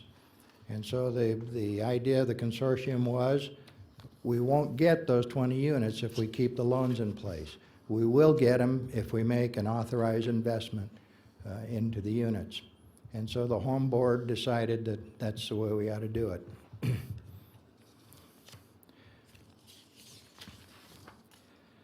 The loans in the resolution that I have in your packet, you can see that we have 5 loans, 5 home loans. There is an additional Section 108 loan which will be paid off as part of the sale. But the 5 home loans add up to about $1.3 million, almost $1.4 million in principal. With interest, it comes to about $1.6 million. And the idea is that we would restructure those loans into investments, repayable only if the home provisions are violated. And then we would also retain a $100,000 loan for the purpose of some property tax exemptions. We've negotiated a 3-way party agreement that arranges for all this. We've already prepared the declaration of restrictive covenants that would bring in the 42 units and establish the restrictions and establish that if the restrictions are not observed, that the entire grant has to be repaid. That's about it. Are there any questions on? Do I have questions? I do. In our packet, what we've been presented with was $1.5 or $1.6 million of debt relief, which is very different from a grant. Is your proposal that it become a grant versus just a debt relief? Because I know this funding has and does give grants for this purpose of a project that I think the merits of the project are, they're much needed, and I don't debate that at all. I think the project itself is needed. I think the expansion is something that would benefit the community, especially with the homeless population. But I'm a little confused because my understanding from everything we have in our packet is that it's basically writing off $1.5 million, and that's taxpayer dollars that I have a real issue with if it's just a debt relief. Yeah, as this deal started coming together and as it was proposed to us, there was wording, we want debt relief, because, you know, as I mentioned, the only way this project will work with the additional units is that the debt has to go away. And so as we were initially talking about this, we talked about it in the form of debt relief. And so you see in Mr. Craig's memo, and you see in some of the other memos to the consortium, the words debt relief. As the deal gelled and as we put together the three-party agreement, and as we looked at the home regulations, we saw that there's an opportunity to treat it as an investment, which is authorized under the HUD code. And so the resolution that the Home Consortium Board passed says that the City of Reno's lead agency may negotiate adjustments to the foregoing, which is the new pledge of the units, if necessary to comply with HUD regulations, Nevada law, or to assure the financial viability of the project. And if such an agreement is entered into and recorded to the satisfaction of City of Reno, it is hereby authorized to restructure the home loans into an investment in the project, repayable only if the affordability requirements are breached, and to discharge and write off the home loan obligations and execute and record conveyances of the home deeds of trust. So they are styled as an investment, as a grant. If I suppose you could also argue that, well, if we're investing the 1.6 million, then we're investing it in to pay off the loans. However we want to structure it, the point is that this is being styled as an investment and a new grant into the building or into the project, and then we're going to relieve the deeds of trust on the home loans. And is that something the authority to, obviously to make the grants, or to do, I know you need our approval today, but the authority, is it under HUD or is it on the home consortium, is able to provide grants and does so to other properties in housing projects like this? It's normally in the form of a grant, right? Not a debt relief for a project that's gone bad or changed hands or something. The regulations provide that we can provide either loans or grants to a project in one part, and then in another part, the HUD regulations, federal regulations, say that we can make investments in a project. And so we believe that what we've done is, in essence, an investment. It's for new consideration. It's a new deal. We could have gone ahead and granted the funds instead of lending them based on the 20 new units if we wanted to. So we consider this to be a grant, an investment, and it's going to retire the existing loans, make the project affordable. Okay, I do have Mr. Azevedo would like to comment or questions. Yeah, if I may at this point. Yes, please. And I'd like to thank Mr. Salter for coming, because I requested his presence once I started reading the materials in front of you. This project is somewhat unique. And what I mean by that is, in my 16 years here, I should say this, I cannot recall seeing one where you had a debt forgiveness element. And what Greg described today is a little different than what I've been reading in the packet. And so I think it's important for the board, this body approves these projects pursuant to an interlocal, and in essence, you're ratifying them. And I don't want to interpret what Greg said, but my initial concern was on a debt forgiveness, I had never seen that before for this body. And so I asked two questions. One, do we have the authority to do that? In this case, the debt forgiveness is approximately 1.4 million. The numbers vary a little bit, but it was a significant sum. And two, what was the past practice? Had that ever occurred before? I initially asked your staff to take a look at the past reports, because they come here, to see if they could find something of this nature. And they indicated they could not locate any project where there had been a debt forgiveness of any amount. And so this appears to be a precedential setting matter for this body. And so when you're evaluating, not the merits of the project, I'm not going there, but the funding mechanism, I think it's important you look at that for two reasons. Number one, that you are setting a standard that other projects may want to come before you and follow. And maybe Greg on that point could provide the criteria by which this was determined for this project, so you'd have a template if you get the same request again. And secondarily, I think it just needs to be stated very clearly on the record, because Mr. Salter is the Washoe Home Consortium expert on these financing and fundings, and with his background in banking, I will always defer to him, but I would like it clearly on the record that you do have the authority to do what is contemplated here. If that helps, Madam Chair. Yes, and Thank you. I'm not entirely sure whether this creates a precedent. Every deal is unique. And because we're doing this unique deal, it doesn't necessarily mean that the next group that comes in who wants a grant instead of a loan, we have to give it to them. I mean, look at this project. It's a great investment. It's 70% of the units at 45% or below AMI, which is unusual. It's an infill project. It's a good project. It's a great investment. And so I'm not entirely sure that even if this does have some precedental value, maybe we want more. Because you can't get a 70% project and do loans. It just doesn't pencil out. And so even if it is precedental, it's still probably a good precedent.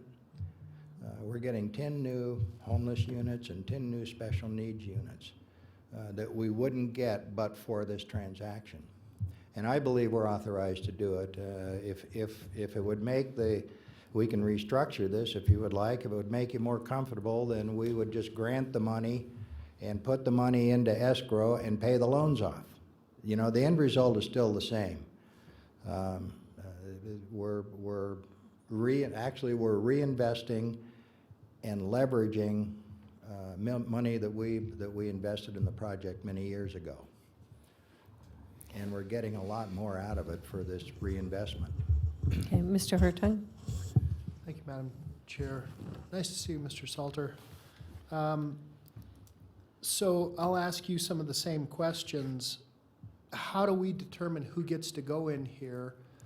And have we thought about using this as interim housing? And the example might be that we have them in the Crossroads program, because many of these people have part of the reason why they have needs, not all, but many, is because there's addiction problems and other issues. And so trying to get them out of that vicious cycle can be very difficult, and we've been very successful with the Crossroads program, whereby we get them into programs, we hold them accountable, and we get them out of that. And then potentially I see things like this, you know, you've been in the Crossroad program, now we get you into this sort of interim housing, and then we move you beyond that. Well, and also, 10 of the units will be special needs units, and my understanding is that the developer is going to devote some office space for providers of the special needs. And special needs that's a whole nother bailiwick, of And course, there's those no question. people will be available to provide the services for the homeless people, and for that matter, all the other low-income people that are staying at the project. And look, you know, just providing shelter for homeless, there's no end game. You know, just giving them a house, there's no impetus to move on and you know, try to get yourself up and into a job and you know, out of that sort of that cycle. And you know, I'm a firm believer in teaching people to fish. If you give them a fish, you just have one less fish. And you know, if you teach them to fish, it's a much better process for everybody. For them, they now have self-worth and et cetera. And so just to provide housing for the sake of having housing doesn't always work. Because there's no end game. Well, we have a developer who knows that, and I'd like to have him come up and tell you what he plans to do. Hi, Matthew Fleming. I'm the Executive Director of Northern Nevada Community Housing. I've come before this body every year now for the last 10 years with projects like this, but this one in itself is extremely unique. And to focus in on the points that you're discussing, if you look at that photo of the commercial space on the bottom of 4th Street, that is where we'll be looking to convert the bulk of that existing commercial space into the additional, there are actually 23 units to house the special needs and homeless populations. There will be an additional or a remaining third of that commercial space that we will retain for service space. The architect has designed in office space for counseling that will meet all of the HIPAA laws, rules, and regulations. We have a vocational training center for culinary arts where we'll be partnering with Renowned Medical Center in conjunction with Catholic Charities to do a food pantry, as well as a program that will actually help build resumes, give them some skills in the culinary arts to go out and seek jobs and job placement. Perfect. We have a partnership with the Veterans Administration, because there is a veterans preference component also included into this project. There is also a partnership with Nevada Hopes. These are all service providers who will also be providing wraparound case management for these folks, which will include substance abuse counseling, as well as job training, education, GED, resume building, the whole gamut of all of the issues that tend to keep people in that cycle of poverty will be immediately addressed on site with tenant improvements and elements that are at no cost to the service provider. So we're giving the biggest carrot that you possibly can of rent-free space to those providers so that they will want to stay. If you ask them to pay a lease fee, you're less likely to get groups who are dependent upon grant money to want to relocate their space on site. So the big carrot is you can come here for free. We'll keep the lights on, we'll provide all the TIs for you. We want you here because it's for the benefit of the client to transition out of those units and become tax-paying productive citizens.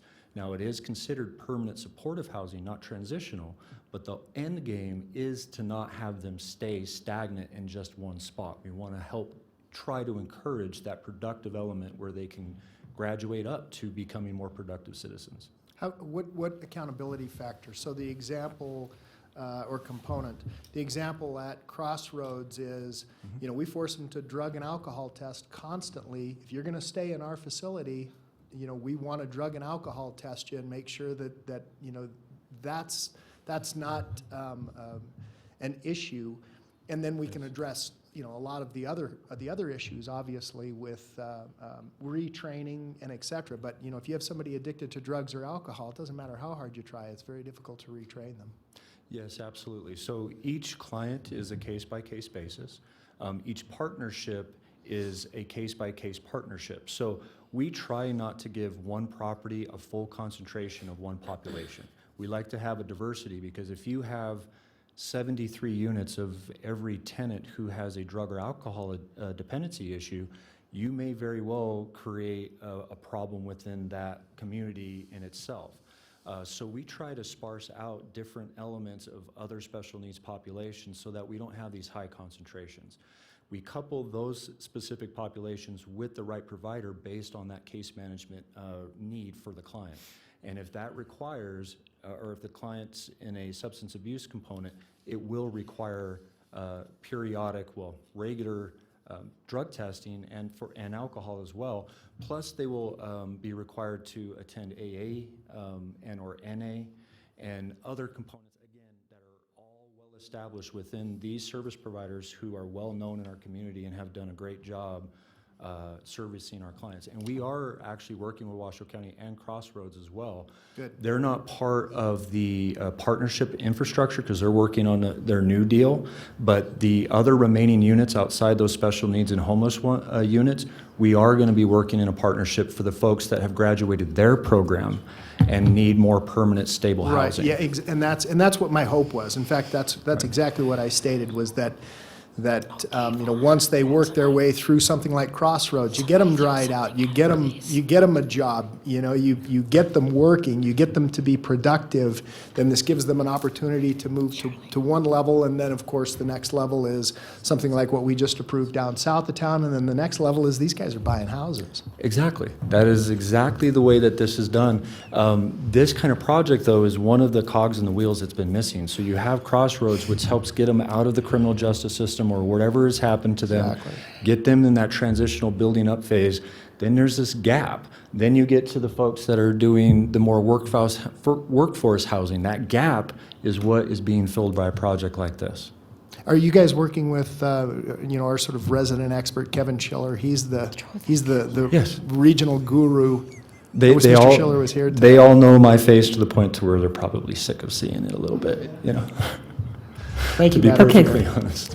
Thank you so much, and thank you for giving us more information on the project, because I think that's valuable to really look at what the whole project entails, which I don't think, I don't have any issues with the project itself. Mr. Bobzien? Now it's my turn to have fun with the microphone. Thank you, Madam Chair. And I would agree. I don't think any of us up here have an issue with the project itself. And in fact, we're very supportive of what we're trying to do here. And I know that this is much needed, but I think to Mr. Azevedo's point earlier, just a little bit of concern about how this is finally structured. You know, the allocation of the funds, I think, is something that I'm comfortable with, but I would like to ask Mr. Salter if he could come back up and maybe just respond to this.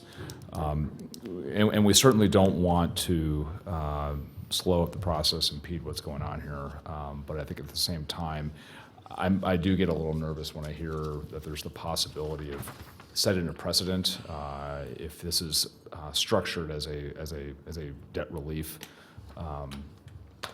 endeavor.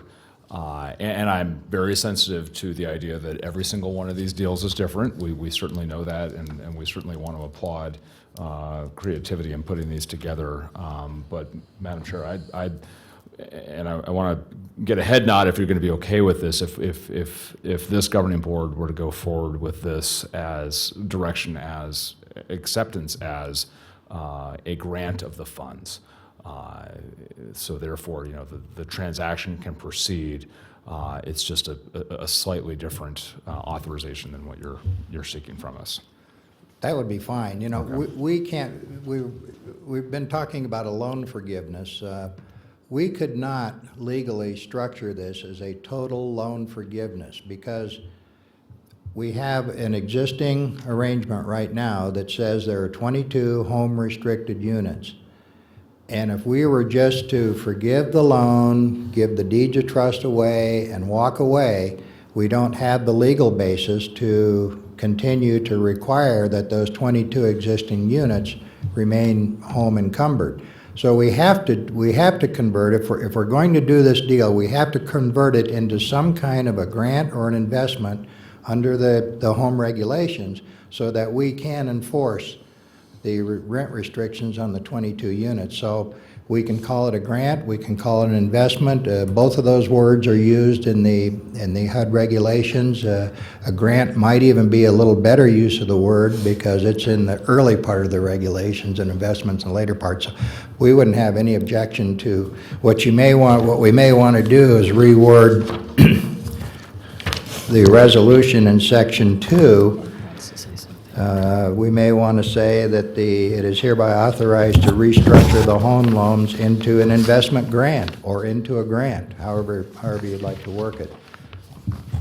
Okay, so I want to capture that. I know we've got one other member that wants to weigh in on this, but I want to capture that nugget for a future motion. That would be the direction to staff, would be to approve it with that condition on the edit to the resolution. Madam Chair, if Okay, Mr. Salter. I'll go to Mr. Azevedo and then Mr. Lawson. Just to keep on that, the language change, if he's willing to change it to into a grant, that would be ideal. Okay, Mr. Lawson? So, Greg, I caught a lot of grief for giving the theater public money and to help them in remodeling. What's my return on investment here? What's the bottom line? At least I could point to some numbers. What am I saving in services? I mean, am I getting back $1.6 million worth of benefit for a $1.6 million grant? Probably more so, and I think Mr. Fleming can better answer the question than I. I'd certainly put my mind at ease if I could hear a number that. But keep in mind now that this is a federal program, it's federal money, and we're operating under federal guidelines, and there's no requirement I think we still pay federal taxes too. That we do, well, but there's no requirement under the home program that we actually do a benefit cost analysis like there is under some other federal program. I'm asking because I get asked at the grocery store. But the benefit is, of course, well, I think I'd like Mr. Fleming to give us an idea about the benefits of providing homes to homeless and special needs people. Hi, Mr. Lawson.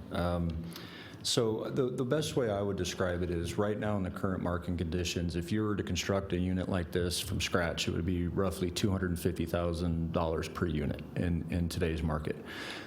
You're not giving any new money to us to get 22 of those units. So you're gaining 22 units for a project you previously invested $1.5 million in.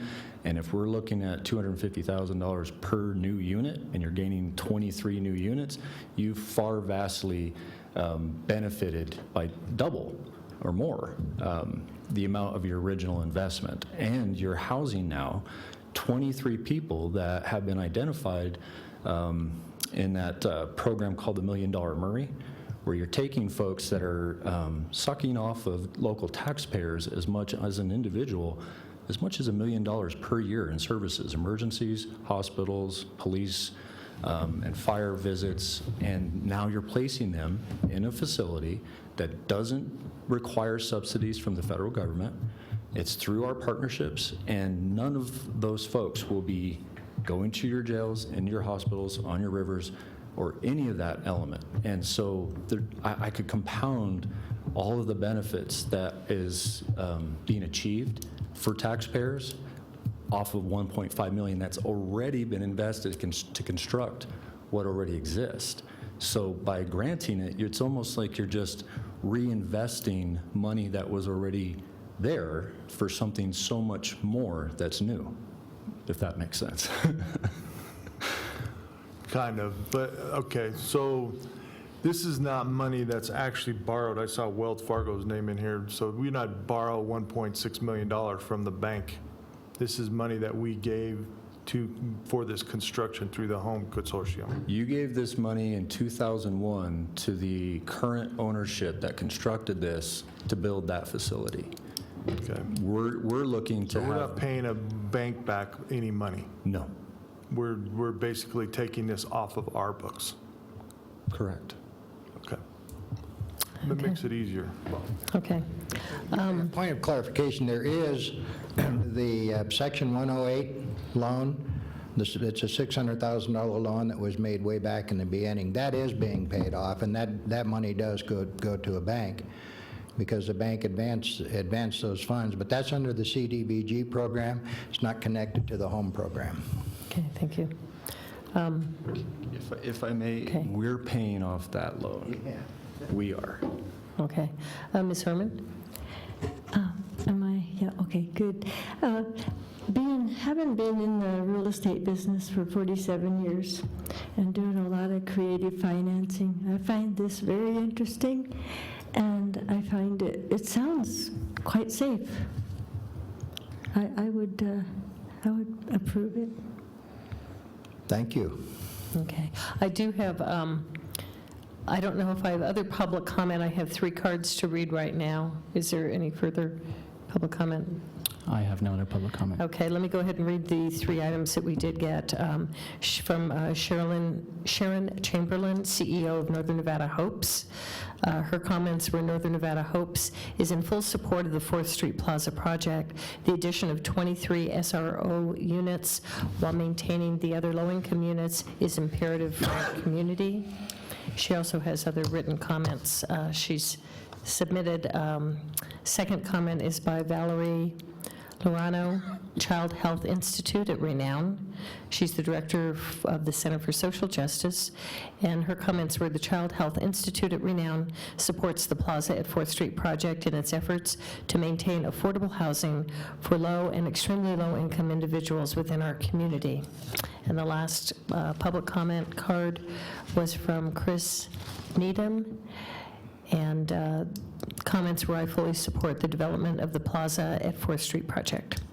Do I have any other public comments? Okay, seeing none. Mr. McKenzie, did you have comments? Yeah, thank you. Before we go for a motion, go ahead. Thank you, Madam Chairman. And all of my disgust with the previous project is replaced with support for this project. This is the type of project, since I've been harping on this consortium, this is the type of project that I'd hoped that they would find their way to. And Matt's been the brunt of many of an obnoxious comment from me about the project not fulfilling the need in the community, and I knew that if I bugged you long enough, Matt, you'd come forward with one that fit it. This is the type of things that we should be trying to do to address the major homeless issue we have in this community. And if we don't use the few assets that we have to address this issue, then it's going to continue to grow. And I thank you for stepping up and taking this project on, Matt, and I would move that we approve the resolution. I think you'll also like, Mr. McKenzie, that we're paying Davis-Bacon and prevailing wage as well. Just thought I'd add that in there. And I would agree, and I am much more comfortable with, my concern was never the project, it was how the funding was restructured. And I'm fully comfortable with it being restructured as a grant. So Mr. Bobzian, would you like to repeat your motion, and then I'll look for a second? Okay, I'm going to be looking to Mr. Azevedo to kind of keep me on track here. I think as identified by Mr. Salter, I would move to ratify the home funds for the Plaza at 4th Street property with the suggested edit to the resolution that was mentioned previously. Second. As a grant. Right, as a grant. So the motion is that we would move to ratify the restructuring as a grant of the home loans for the Plaza at 4th Street. Correct? Okay, do I have a second? Second by Mackenzie. Mr. McKenzie. I have a motion and a second. Do I have any further discussion? Seeing none, all those in favor? Aye. Opposed? Motion carries unanimously. Thank you. Okay, moving on, we are going to item D, update on the 2017 legislative session and possible direction to staff regarding legislative matters. Ms. Director, Madam Director. Madam Chair, we will go ahead and move quickly through this in an effort to save time. So I think most of us know the session began on February 5th, so February 6th. It will end June 5th. 1,164 BDRs have been submitted. We are currently tracking 98 bills that cover a variety of subjects, including whether or not they open some planning statutes. There's changes to PERS, the Ethics in Government, Water Resources, Economic Development. We'd like to take a wide approach to kind of capturing those subject matters and see how things go. So, thank you. We had identified in your staff report a few items that, a few bills that had the largest potential impact to regional planning. I have crossed out two that my understanding is will not be moving forward following the end of this week. And AB 140 has been heard, but I do not know if that's moving forward. Again, that revises the boundary between Carson City and Washoe County.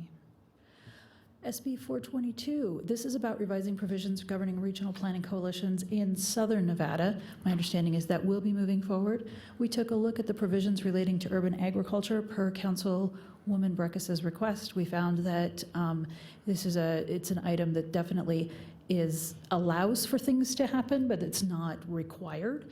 We are taking a good look at urges Congress to enact legislation transferring title of certain public lands. And the final item, I did go down to testify on behalf of the agency in terms of our housing study per Senator Ratty's request. There's a discussion to appoint an interim committee to do a study on affordable housing within the state of Nevada. As I mentioned, I presented the housing study at that particular effort. So that's where we are right now. I'd like to chat really quickly about the Crowley and Ferrado contract. Fundamentally, Crowley and Ferrado were engaged at a certain rate of $500 during the off session. At the February legislative subcommittee meeting, I think it was February 15th, the subcommittee voted unanimously to recommend amending the contract with Crowley and Ferrado for an additional amount, given the additional work that has been done, and that amount would be up to $12,500. The great news is that staff has identified funds in our current budget to be able to cover this item. Okay. Go ahead. Sorry. And finally, we've been having some conversation. Oh, I know we talked last time about crafting some language around a regional resolution.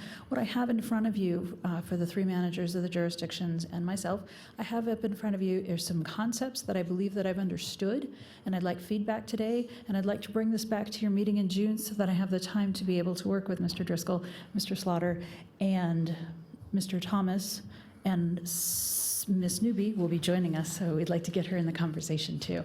So again, just some quick concepts. We'll collectively meet and confer on a quarterly basis to address various items, including funding and issues that impact the region. Part of what I heard at our last meeting is that the lines of communication and reporting authority will be clearly identified and memorialized. Again, we've asked for time to work with this on this language, to present it at your June meeting. And please let me know if, one, you have any additional information about this. And one question staff has is on the resolution adoption. Certainly, we've been discussing adopting this into the regulations on procedure with the Regional Planning Governing Board. The question that I think is outstanding is whether the three jurisdictions adopt this as well. I'm not suggesting that we need to make that decision today. I think that's something we can bring back in June. I just wanted to find out what your thoughts were. Okay, so Ms. Robinson, you're looking for looking for thought. Okay, where do we start? Do we go back to legislative? I think I do have one board member, Hartung, asked to give like a very quick, no.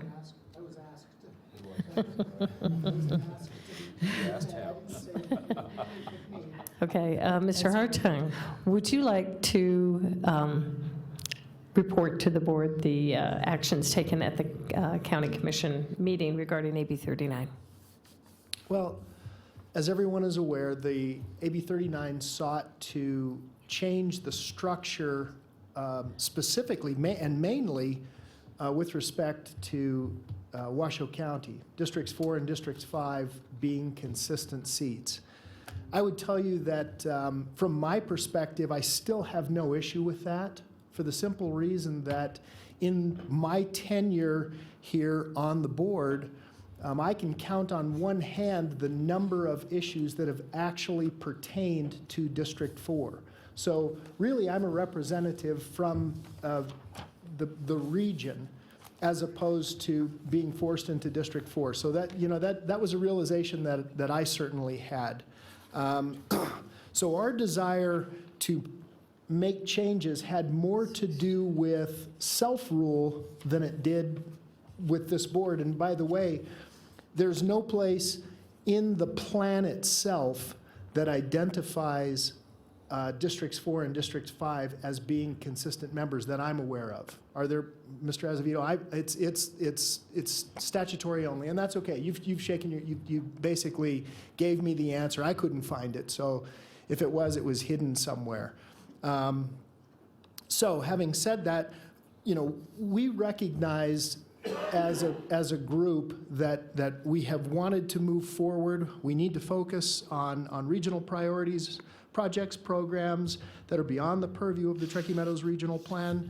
Regional issues such as, homeless. What do we just do today? Those kinds of things. The shelter, consolidated dispatch, forensics lab, the health of our downtowns, both City of Sparks and City of Reno, the Truckee River Corridor, the Washoe County Lands Bill. We recognize that those things need to be concentrated on. We do want to see some changes with respect to the regional plan.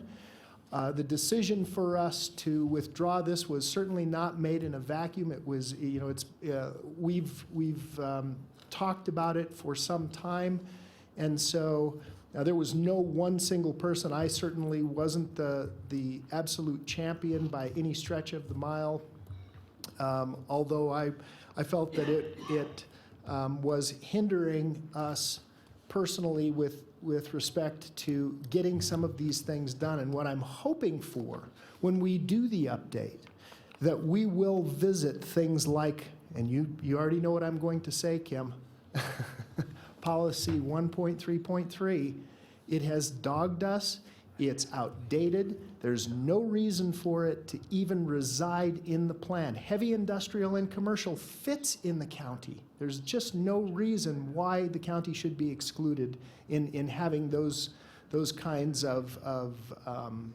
projects. And in fact, I would tell you that historically, we've put heavy industrial and commercial in places that it really doesn't belong. You know, beautiful river corridors in both Reno and Sparks and, you know, you know, other places around the nation. But I would tell you that that's one of my pet peeves. I do not speak directly for the board, for the BCC. These are my own personal desires, although I can tell you that we've had these conversations at the BCC, but we'd be happy to ratify our desires at a future time when we can sit down and actually say, these are the kinds of things that we would like to see. And we also recognize that compromise means that nobody gets everything that they want, but everybody gets something. And so really that's the direction that we came from, and those are all the comments I have, Madam Chair. Okay, thank you. Thank you, Mr. Hartung. And I would echo the opportunity we have to move forward. I think, speaking just personally, moving forward with AB 39, I thank the county commissioners for withdrawing it, and our ability to sit down and work out resolutions on sticking points that any of us have is now during the regional plan update. So I really hope that all of us, each entity comes in with those things that, as we look at how our community is changing, what things need to be changed and addressed and tweaked in the regional plan update, and it's the perfect opportunity to do that and work cooperatively. And I agree with you. Everyone will give something, but everyone will get something, and really our ultimate goal is that we're doing what's best for the region and for not for each individually, but for the community at large and for the residents that we serve. So I'm looking for, I see a couple of motions, and I also know that Kim has asked for input on the manager's piece. So we've got three things there. We also have several other items. I know we're running longer than normal, so I'm trying to move through the rest of the business items today so that we don't lose our quorum. I'm not sure how many of you have to Madam leave. Chair, I have just one other thing that Mr. I Hartung. think is very important of note, and that was the vote was unanimous. The only one who was not present was Commissioner Jung. The only reason Commissioner Jung was not present was not, I don't believe it had anything to do with desire. She stepped out of the room. Yeah. Yeah, she just stepped out of the room for personal reasons. It had nothing to do with the vote. So I believe it would have been a 5-0 vote. Okay, thank you so much. So I've got two motions, possible motions, and then the third item I'd like to ask is for any input on the manager's piece. So if I could look for a motion, one of the two motions for what Kim reported on the legislative update and the amended contract. I'm looking for a motion. Madam Chair, Yes, Ms. move to accept the information provided in the staff report. Okay, I have a motion and a second. Any discussion? All those in favor? Aye. Opposed? Carries unanimously. Madam Chair, Yes, Ms. Berg-Riegler. also move to approve the amended contract with Crowley and Ferrato through the end of 2017 legislative session as indicated in this staff report. Yep. I have a motion, a second by Mr. Bobsian. Any discussion? All those in favor? Aye. Opposed? Nay. Okay, on the manager's piece that Kim, maybe we can have that slide up again with the possible resolution that she will be working on. Is there any input? I think my direction would be, I like what I see up here as far as direction, coming back with specific language at our next meeting. And I guess the one thing I see that is a question is whether this should be adopted just by the Regional Planning Governing Board or should be adopted by all three jurisdictions. And Madam Chair, if I may? yes, I'm also happy to send this language out to each of you, and you can respond to me via email if that's a bit faster and smoother. Yeah, and Madam Chair, if I may. yes, Madam Director, if you could do that, that would be great. Mr. Hartung. And I think it's wise that each one of the entities take action and make an agreement on their own. I see no problem with agendizing it at the county commission, and I'm hoping that the two municipalities will do the same. The only thing that I would suggest is quarterly basis or more often if necessary. If we do have things that are significant that are going on that pertain and are germane to regional, and there is a need for the managers to talk to the director as a group, then I think it's just important to note that, if necessary, more often. Okay, thank you. Okay, let's move on to 6E for possible action. Discussion and possible direction regarding 2017 Truckee Meadows Regional Plan update. Lauren? Thank you, Madam Chair and board members. For the record, Lauren Knox, Regional Planning. This item can be found on page 41 of your packet. In the essence of time, I'll be pretty quick. So for this item, I'll provide you with an update on the survey results for the flash vote campaign that we launched, as well as some potential next steps for the update. Before we discuss the results, I want to give you a quick overview of Flash Vote and how it works. So Flash Vote is an opt-in program in which users create an account and username and then receive alerts when a survey is available to take. The survey remains anonymous. Flash Vote is intended to provide short surveys. One of their taglines is actually, "Do you have 1 minute to help government?" When a survey closes, users can see the results and also earn what are called civic points, which is an incentive to participate and invite others to join the Flash Vote program. Users can be on various groups and participate in mini surveys. So here's an overview from our first Flash Vote campaign. We sent this item out to over 600 people and over 300 participated, which is close to a 50% participation rate, which is much higher than the industry average of about 10 to 15%. So we're pretty excited about that. It's nice too because we can also filter the results by residency, age, gender, owner or non-owner of a household, or if they are local. So for our first campaign, we released 5 questions total. Again, the surveys are aimed at not taking a lot of the users' time.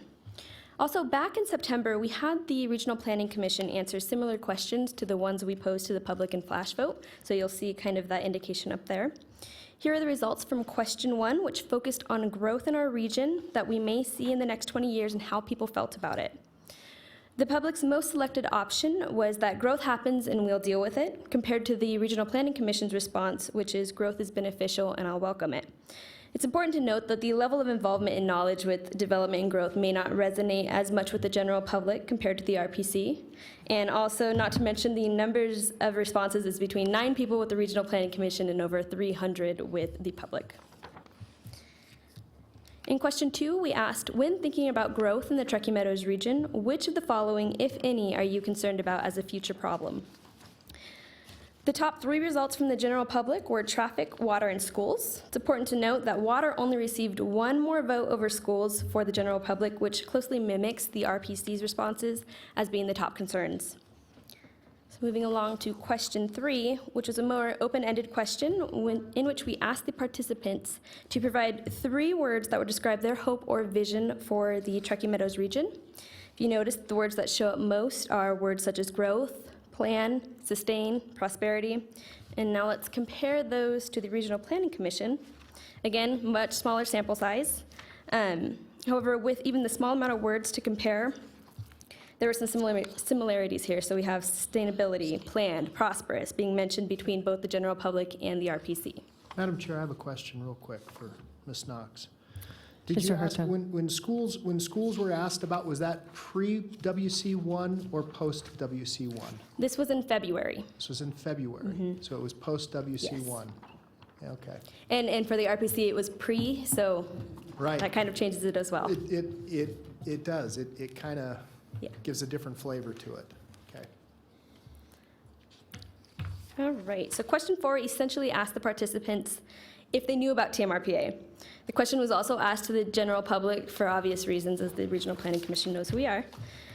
The results from this question were interesting when broken down by age cohort. For example, the younger generation, which is known as being under 30, represents the largest number of people who had not heard about TMRPA.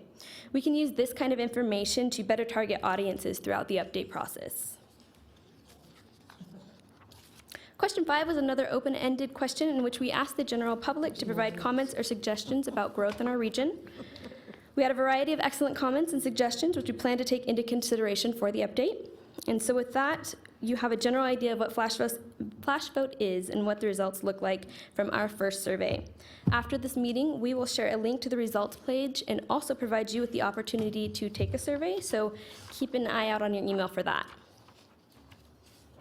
So again, we're excited to utilize flash vote as an engagement mechanism for the update.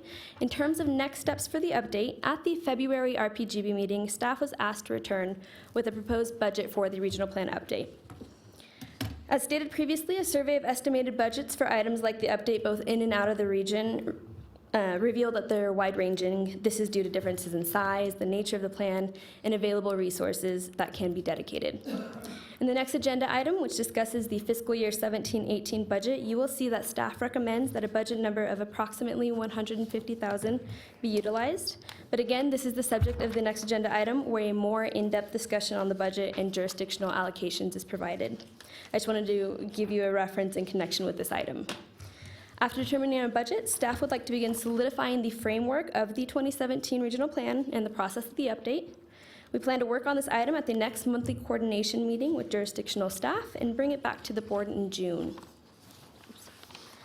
Again, there are a lot of moving parts right now that have affected where we're at with the update, but we're excited to be able to put more pieces together and really get going on the substantive portions. Staff recommends that the RPGB discuss this item and provide us with any feedback. A motion can be found overhead or on page 42 of your packet. Okay, thank you, Lauren. Do I have any comments or questions? Mr. Lawson? How is this different than what the two cities have done Yeah, it looks the already? same. It looks the same.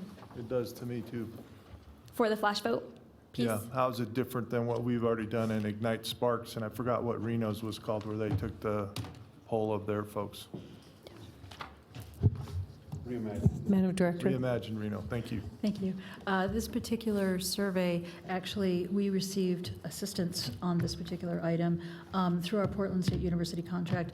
These questions were specifically designed and targeted towards the Truckee Meadows region or the Truckee Meadows Regional Planning Agency. So while we have the information both from Reimagine Reno, excuse me, and Ignite Sparks, and we have found that information useful, it was also very useful for us to be able to do this. We were lucky enough to actually be able to use Flash Vote and not be charged. So this is actually something, this was a tool that is available to us for free through about August. We'd like to take as much opportunity to be able to use it. What we'd like to do is take this, combine it with the results. So that's the difference between So the two. where does the 150,000 come from? The next item. No, it's part of this item too, is you want to spend 150,000, is that then going to be reallocated, that number through the three jurisdictions? That is the conversation that we will be having in the next budget item. We have a couple of options, and we got some good news in terms of our audit on Monday, where maybe we can bring that number down a little bit. But yes, the expectation is. So we'll discuss that on the next agenda item. We'll have all of that, Mr. Lawson. If we can hold off for that, Mr. Bobzien? So, Madam Chair, just a clarifying question to staff. So the sample was taken beyond just the two cities, but the greater Portland area? That's correct. Okay, so residents beyond just the incorporated residents. Excellent Great, thank you. Okay, and my understanding on Flash Vote, Lauren, is that we'll be using that because we're looking at specifically planning as we do the regional plan update, which is what our budget will be for the actual update. We're getting input from the whole region on planning issues where the cities, our scope was much broader of what the cities were looking for. Correct, and we'll also be using the other surveys that were done to compare and try and get a better feel and more broad questions on that note. Okay. Madam Chair. Yes, Ms. Burke-Wigler. Excuse me, I find it interesting that the response from the citizens in this survey were very, very, very similar to the ones from the I've forgotten what the name of that project was, but when who was it that came in and paid for it? It did a bunch of studies. Portland State? No, I think we're talking about Smarter Region. Smarter regions, the smarter city. This question 3 results, growth, sustainability, a plan, those are the same big bold words that were on that exact same type of a program when we did that. And I think what it says is that we're on the right track. Because that's what people are interested in. And because we're getting, I think it happened in Sparks, I believe I saw that same type of thing from Sparks and from the greater regions, exactly the same responses, which I think is fascinating. Okay, looking for a motion. There's a motion up on the board. Do I have? Move to accept the report. Second. I have a motion to accept the report, and I have a second. Any discussion? All those in favor? Aye. Opposed? Motion carries unanimously.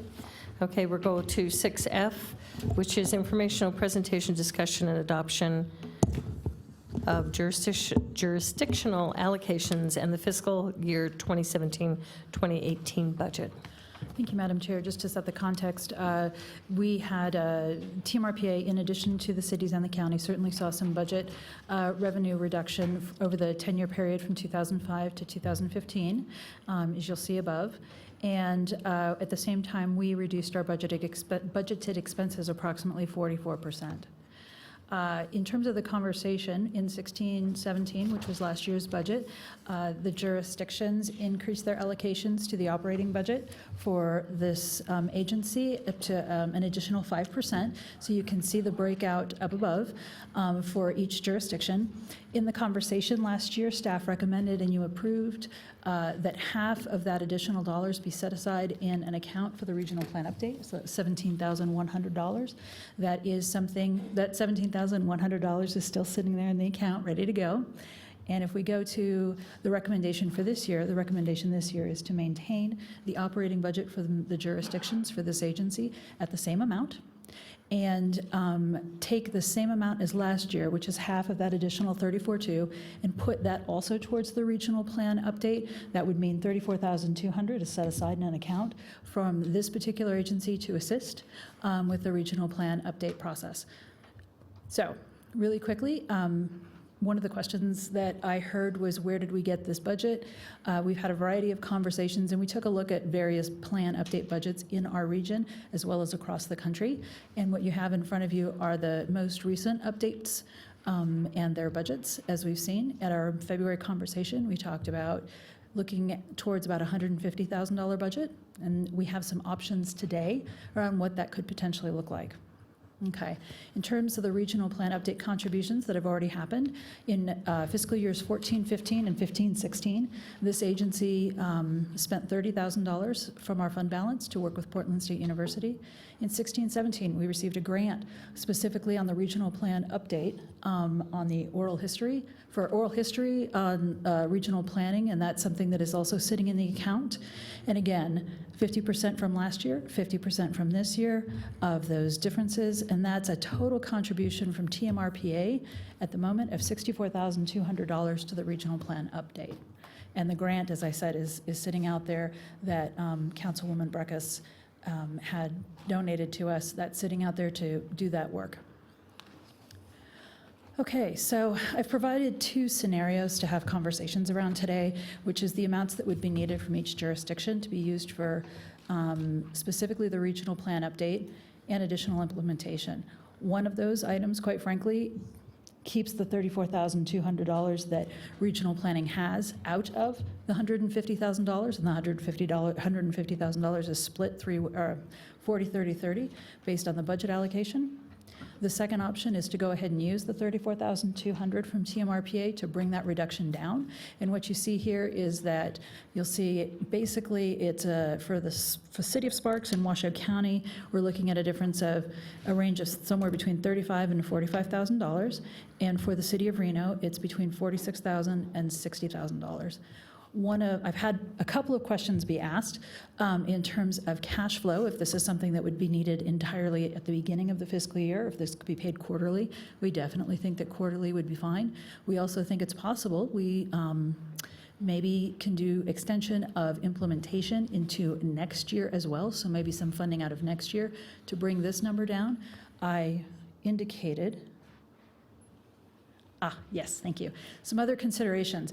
I had a conversation with Lee Gibson at RTC, and he's indicated a willingness to discuss some support for the regional plan update in terms of a monetary amount. So one item that this board could talk about is other regional agencies being asked to support the plan update as well. And our final audit numbers were received just this week. We used less of our fund balance than projected, and so it's possible that the agency would be able to put forward maybe $20,000 to $25,000 more into the update itself. What we have here is our potential work plan, which is something that we usually do when we talk about the budget. So it includes the regional plan update process. We'll go through these really quickly.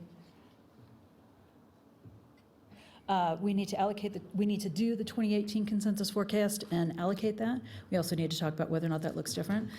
Developing some spatial modeling for scenario planning efforts. That's something that we would like to use in addition to RTC is interested in that and some of our other agencies, partner agencies. Participating in our 6th shared work program with RTC. This is a bit of work that we've done for them in terms of the RIF. The school district has indicated they're interested in a second shared work program with us, so that's an item that we would definitely be interested in looking at. Continuing to provide demographic and forecasting information. We've talked about, and this was in the end of the housing study, potentially conducting a return on investment study for the Truckee Meadows. I actually think that would be a great item to be rolled into the regional plan update conversation. And some various other work items, including providing information, continue our statutory requirements, other items as directed by the governing board. Okay, so, and then what I have here are some assumptions for the operational budget for the agency. They include the following, that we will be doing the 2017 regional plan update, that we will have an extension of the lease of our office space and that we will need to identify a storage solution. We have been fortunate enough to have storage at RTC and have not been charged for it, but we need to make some changes in that. We anticipate an increase in health insurance. We'll continue to support the regional data warehouse. We have an item coming up regarding a potential stormwater project and management piece around that. It's a potential increase for staff and continued use of interns. So I broke out these items into 2 separate motions. For the operating budget itself, the staff recommends that the governing board direct staff to develop a budget based on the assumptions we've indicated, including any other recommendations that you may have, and we will bring that tailored budget back for your June meeting. Staff also recommends that the board accept the 17-18 operating budget allocations from the jurisdictions listed in the staff report. I have spoken with the managers of the 2 cities and the county, and they have indicated that the operating budget items, the dollar amounts are acceptable to them. So I would start with that one, actually. Okay, do I have any questions, comments? Ms. Burke-Bigler? Thank you, Madam Chair. On page 44 of the staff report, which, by the way, I want to tell you, this is a great staff report. A lot of really good information in this staff report. But I'm curious about, at the very top bullet point, which talks about Regional Planning Commission will review of any master plan, facilities plans, or other similar plans. Is there a thought to review all of the master plans, for instance, in all of the different communities, to see if we're in compliance with existing state law as it may have changed since they were reviewed last time, or existing federal law as they may have changed? So this particular item really discusses the fact that when the jurisdiction suggests a change in a master plan, that item needs to come before regional planning to see if that's the case. What will happen with the regional plan update, once that is complete, the 3 jurisdictions will then actually submit their master plans for conformance. In addition, there are a variety of other agencies that will do that, including RTC, a few other affected entities, to see if that matches. So that's part of the implementation process of the 2017 update. Okay, good. Thank you very much. Okay. Do I have other questions or comments? I'm looking for a motion on the second half on Kim. Now that is basically the jurisdictional allocations. Allocations is what we're looking for, accepting the jurisdictional allocations for the fiscal 2017-18 budget? Correct, and directing staff to develop a budget based on these assumptions and anything else we should know about for the operations of the agency. Okay, so do you want two separate motions You can put here? them together if you like. Okay, I'm looking for a motion. Okay, so what are we're asking about the first alternative or the first scenario or the second scenario, correct? At the moment, we're not discussing either scenario because those are specifically for the regional plan update. This is just the jurisdictional allocations for the operating budget for the agency, which would maintain at the same rate as last year. Okay. Motion to approve. Okay, so I have a motion to approve the current, the motion that's on the, You had a second. motion that's on that's above us on the board, and I do have a second. Do I have any discussion? All those in favor? Aye. Opposed?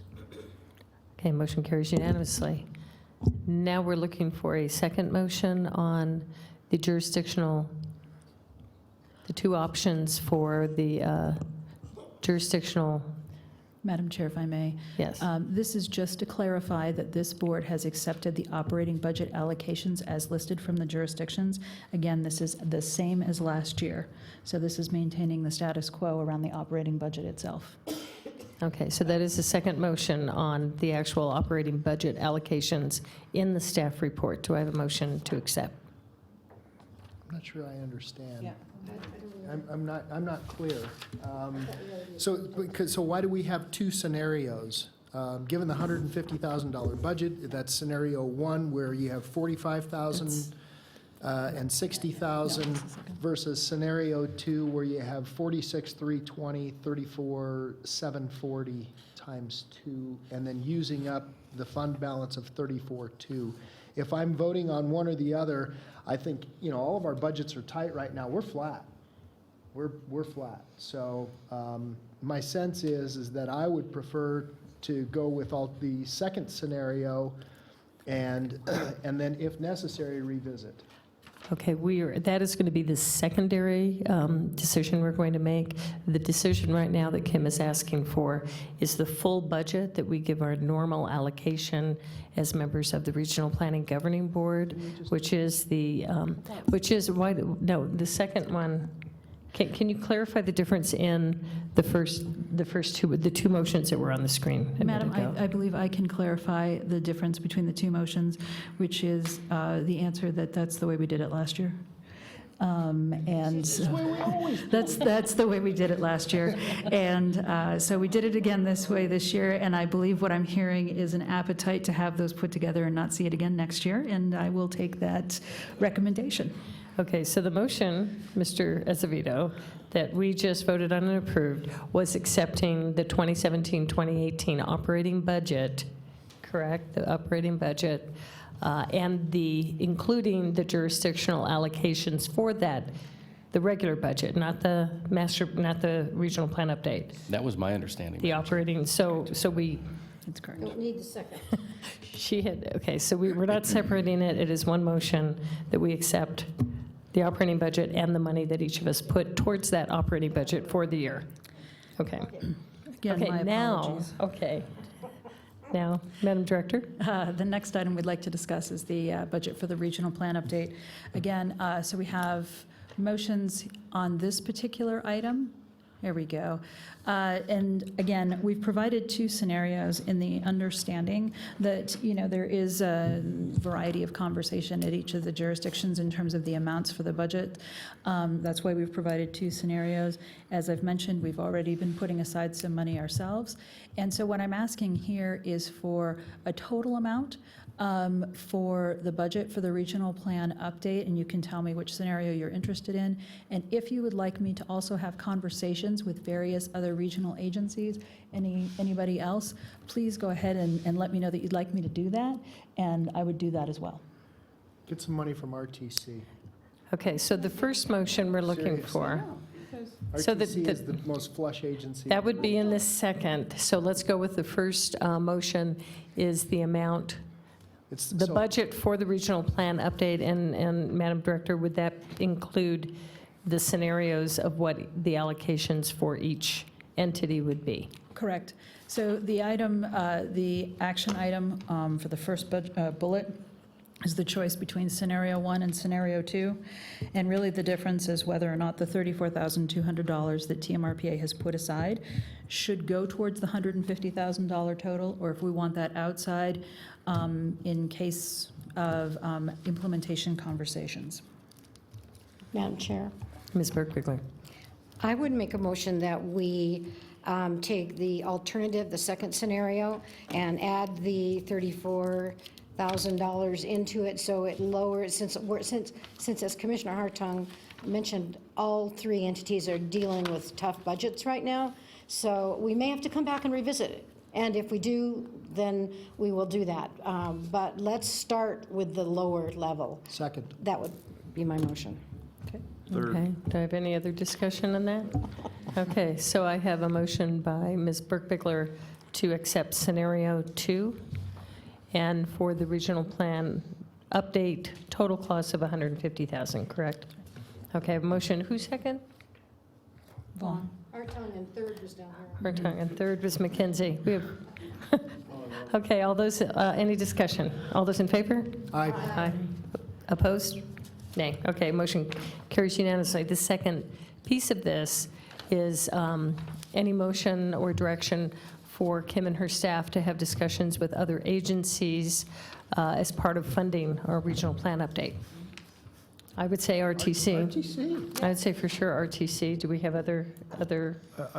For me, just whoever she thinks is relevant to this. I mean, obviously, she knows better than we do who she should be talking to. Okay. So can we put that in a motion? So moved. Second. Motion by Lawson to direct RTC and other agencies as the director deems appropriate. Do you want that to be the language? Okay. And I have a second. Do I have a second on that motion? I believe one. I don't have a second. No, there was a second. Oh, there was a second. Okay, I'm sorry. There's plenty of seconds. All those in favor? Aye. Aye. Opposed? Motion carries unanimously. Sorry. Okay. Item H, consideration direction, Truckee Meadows Regional Planning Agency staff to engage with the Western Regional Water Commission on a potential shared work program for GIS Regional Storm Water Network. Excuse me, Madam Madam Chair. Director. I believe we've skipped item G, 6G, which is the I'm sorry. the lease agreement I'm sorry. with the Regional Transportation Okay, Commission. we are on G. I'm sorry. That's fine. I We have been, skipped. I'll be very quick with this. We have been leasing space from the Regional Transportation Commission since approximately February of 2012. We moved in May of 2012. Our lease expired on February 9th.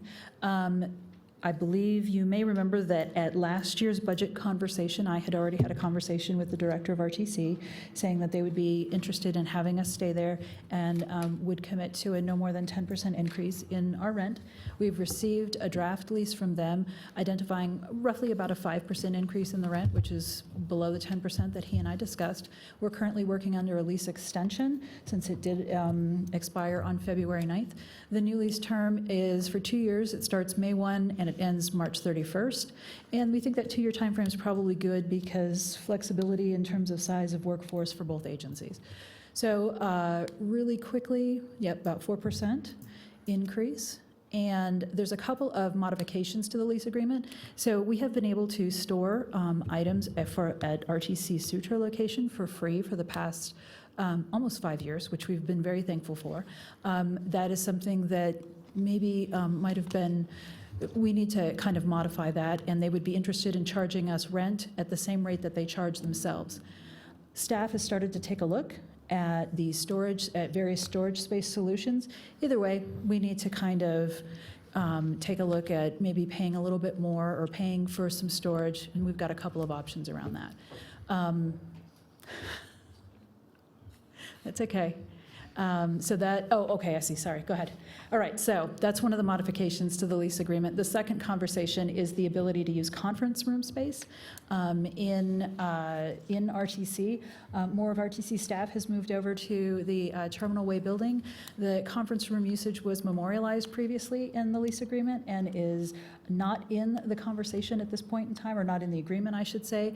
I have been in conversations with the executive director of the RTC to try and find a solution to that where maybe we can use them on an as-needed basis. We kind of sort that particular piece out.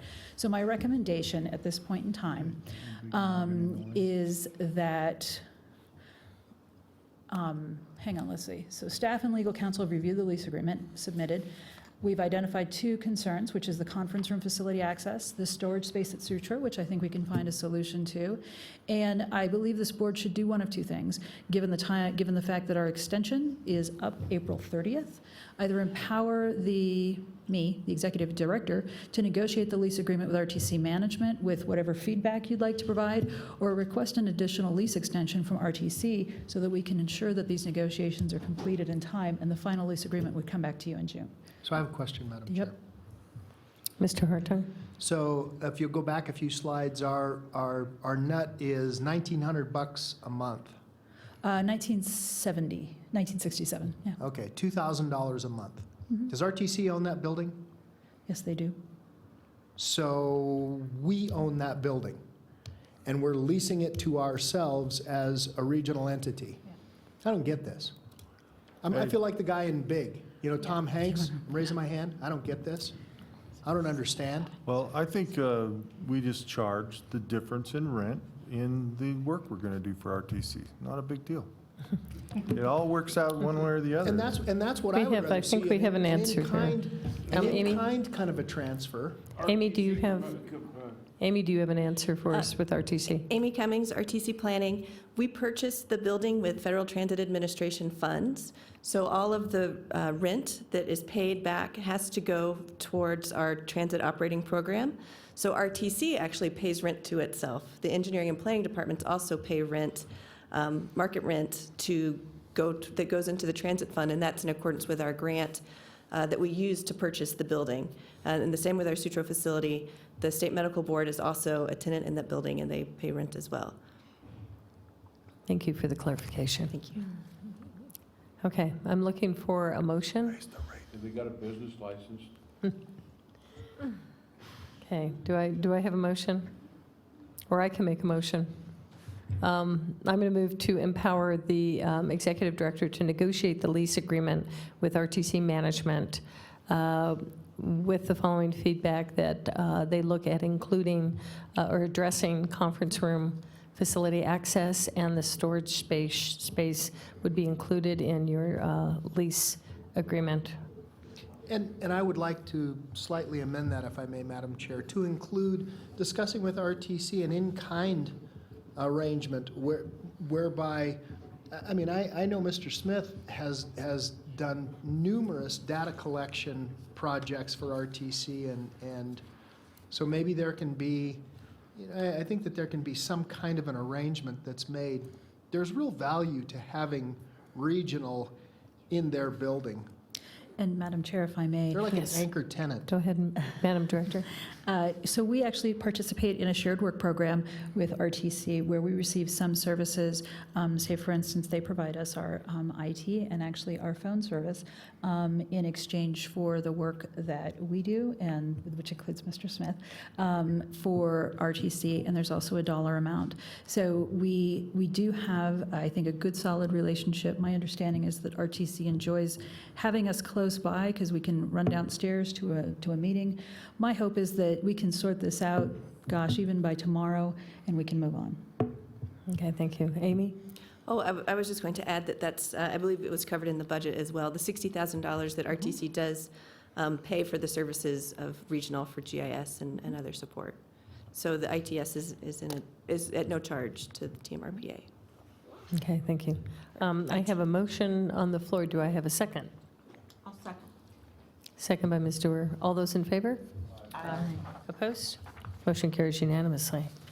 Okay, now we're moving on to H. The Western Region Water Commission Potential Shared Work Program on a GIS Regional Stormwater Network. Thank you. Good afternoon, Madam Chair and members of the board. Jeremy Smith, for the record, with Regional Planning. I'm here today to talk to you about a potential interlocal agreement and shared work program with the Western Regional Water Commission. I think that we've all seen the challenges that our community has faced given the above average precipitation that we received over the winter, and a big part of that is stormwater conveyance. We at staff at Team RPA were approached by the Western Regional Water Commission to look into scoping work to build a comprehensive regional GIS network of stormwater conveyance. It's my understanding, to our knowledge, that that does not exist today. There are many pieces of that stormwater network that are managed by public works staff at different jurisdictions or different entities, the Sun Valley GID, for example. But there is no, that we know of, comprehensive stormwater conveyance system. And so we went forward and created a scope of work, a draft of that, to put that together per that request. And if you could join me, please, on page 73 of your packet, I can just quickly go through the summary table there, the different phases of that potential project. So the first phase is really about data gathering and investigation to find out just exactly what is available out there, how it is connected, how the attributes are stored, et cetera, so that we can see what really would be the effort to put it together. We've scoped that at about 4 months. And that's given about 15% of staff time for the GIS staff, myself and Damian Kerwin at Truckee Meadows Regional Planning Agency. Furthermore, we would look to create a technical advisory committee made up of staff members from the local jurisdictions, as well as potentially professional consultants or academics, say at DRI, for example. So once that is understood, then we could actually revisit some of the costs that come along with phases 2 and 3. Phase 2 being actually putting together those pieces and then filling in any gaps that exist. And this is a part that is sort of crucial in my mind, is that we create a topologically connected network. And that means that all the endpoints of all the pieces of the conveyance system, the pipes, where they connect together, they're actually connected. And there's a directionality to that, to how water would flow through the system, so that ultimately the data could be used to model stormwater. That would be phase 2, currently scoped at 8 months. And again, 15% of staff time for both myself and Damian Kerwin. Also, we would like to, in that case, utilize intern help. We've been very successful using interns at a lower cost for labor. And that's been really working great for us. And then thirdly, phase 3 would be looking at related data that would help inform that modeling effort if it were to be done. And that would be things like the contributing hill slope areas and all of the tributaries that would feed into the stormwater conveyance system in the urbanized area, as well as impervious surfaces within our developed areas. We would need to understand those to a degree so that we would know how they're going to impact runoff. And there are some things in the works right now with LiDAR capturing that will be happening later this year, and that is often used to create impervious surfaces. So that's also contemplated as part of this. Right now it's scoped at around $100,000 over about an 18-month period. A lot of that has to do with many of the unknowns. And so after looking at phase 1 and doing that data gathering, we would potentially know what we are up against, and that could change and hopefully reduce the necessary costs to complete. So at this point, I have taken this draft scope of work to the Northern Nevada Water Planning Commission, which is the technical advisory body to the Western Regional Water Commission.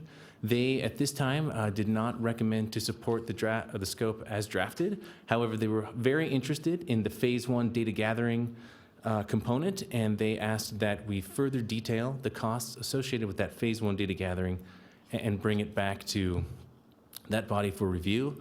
Also, any direction that you guys, any feedback you have for me today, as well as that feedback from the NNWPC, we're planning to take next week to the Western Regional Water Commission to their April 19th meeting. And we also have staff from the Western Regional Water Commission here that'll be able to answer more questions. And with that, I'm happy to answer any questions. Jeremy, does this take, will this be taking time away from staff time for the regional plan update? Because I know most of us are anxious to move on with that. Will that affect, I'm just wondering how much work we can put on the staff at this point. Well, potentially. Right now, I have it scoped at 15% of our time over sort of the next 18 months as far as the GIS staff, the two of us, to look into this. But with the use of interns and depending on what we're actually facing, I don't know all the details yet because I haven't been able to really, look at all of the data. But undoubtedly, there would be, yes, some time constraints introduced with adding this in. Okay. Ms. Stewart? You want to go before? Well, there's a couple of points that I'd like to make. I asked for it. This is something that I requested. Although I understand the Northern Nevada Water Planning Commission's position, they are advisory in nature. I see this, there's one statement that you've made here that really is very compelling. It's a very short paragraph. It says, "This project is intended to deliver our region with a comprehensive regional-scale GIS model of stormwater conveyance and contributing features. This GIS data will provide planning and engineering staff at affected local entities with information to assess potential impacts on future precipitation and runoff events, and future growth," is really what that's saying. And so I would tell you that this will help us in the future at all levels, all three entities, that are with projects that are significant to the region. Not regionally significant projects, but projects that are significant to the region. As we go forward, things like you guys have going on in the south, in the North Valleys, at the city of Reno, some of those projects, this will really give us some great information as to what the storm water is trying to do in the region. I mean, it's pretty obvious to some people, but there are a lot of conveyance channels that we just don't have mapped. And so that's why I asked for this, and I really appreciate the indulgence of the board. Thank you. Thank you. Ms. Dorr. Okay. Similarly, I was focused on the last paragraph too, and I just wondered, in a very practical way, what exactly would we get? Or is it GIS coverage layers that you're handing out to people to run their own analysis, or? Correct, yes. We would create data that would be comprehensive and connected. We would have whatever layers that are contemplated here created, and then we would house those in the TMRPA Regional Data Warehouse. We would contemplate a maintenance, schedule, so that we would make sure that we're not just putting it on the shelf and it never gets updated. We would try to have some sort of process that allowed it to stay current. And then it would be available to folks that would be doing this kind of work, public works staff, their consultants. Next, in talking to our public works staff, it sounded like they were missing some information like inverts of culverts, and they were a little concerned about having to basically go out and collect field data to feed into the GIS. Did you have a response? Yes, I think it can be incredibly time-consuming to go out there and collect this data, and I don't know exactly what that time burden would be without having sort of all the pieces together in one place so that we can really evaluate. I guess my question was, do you think we need it all to get this started? Because I don't, but I thought we could work with what we had. Oh, absolutely. I mean, the first step will be bringing it together, and even with what we have, we can start putting those pieces together so they could function in the So then you could hand off a section to do a drainage study for somebody. Is that the idea? That is a possibility. Absolutely. Okay. So then what do you think the Northern Nevada Water Planning Commission wanted changed? I mean, what was their hesitancy? I think that they just wanted to be, good stewards of the money that's available to look at these things and make sure that we... They weren't sure bang for buck? Is that what you're saying? Yeah, I think they want to make sure that we're getting that. And they were very supportive of the phase one. I think they want to understand what is the scope of the issue, how much data may need to be captured, or what we actually have or don't have. Okay. And then they would decide. Last question was, I noticed it would be about, it looks like, maybe I didn't get it all, 20% of Jim Smitherman's time overall project? 20%? Well, it would be 5% over the 18 months. So 5% of his regular time was what we contemplated in this scope. Well, maybe I'm not understanding it. So 10% of his time on phase one, 5% on phase two? Oh, I apologize. 10% for the first 4 months, and then thereafter the burden would be reduced, and he would be still actively involved, but not. I got you. Not a total of 20% per year, but kind of an ongoing 5%. You got it. Is that Exactly. it, Jim? Okay, thanks. And Jeremy, are they asking to do it right now, or you're waiting to see what the Northern Nevada Water Commission makes a decision? They make They haven't recommendations given you an to the idea of what they want. WRWC, and they ask that I look more closely and create a more detailed scope for phase one and bring that back to them. Okay. So they don't have a time frame right now. They haven't given you a time date that that they need it right now, I or believe they there's no suggested calendar. the next meeting, I could bring it back to them. Okay. But the time frame, I think, is to some degree up in the air. I had Okay. scoped it to begin this process in the next fiscal year. Okay, thank you. Okay. Any other questions, Mr. Lawson? Yeah, I'm wonder why that's even a question, why we have a question, why wouldn't we do this? Exactly.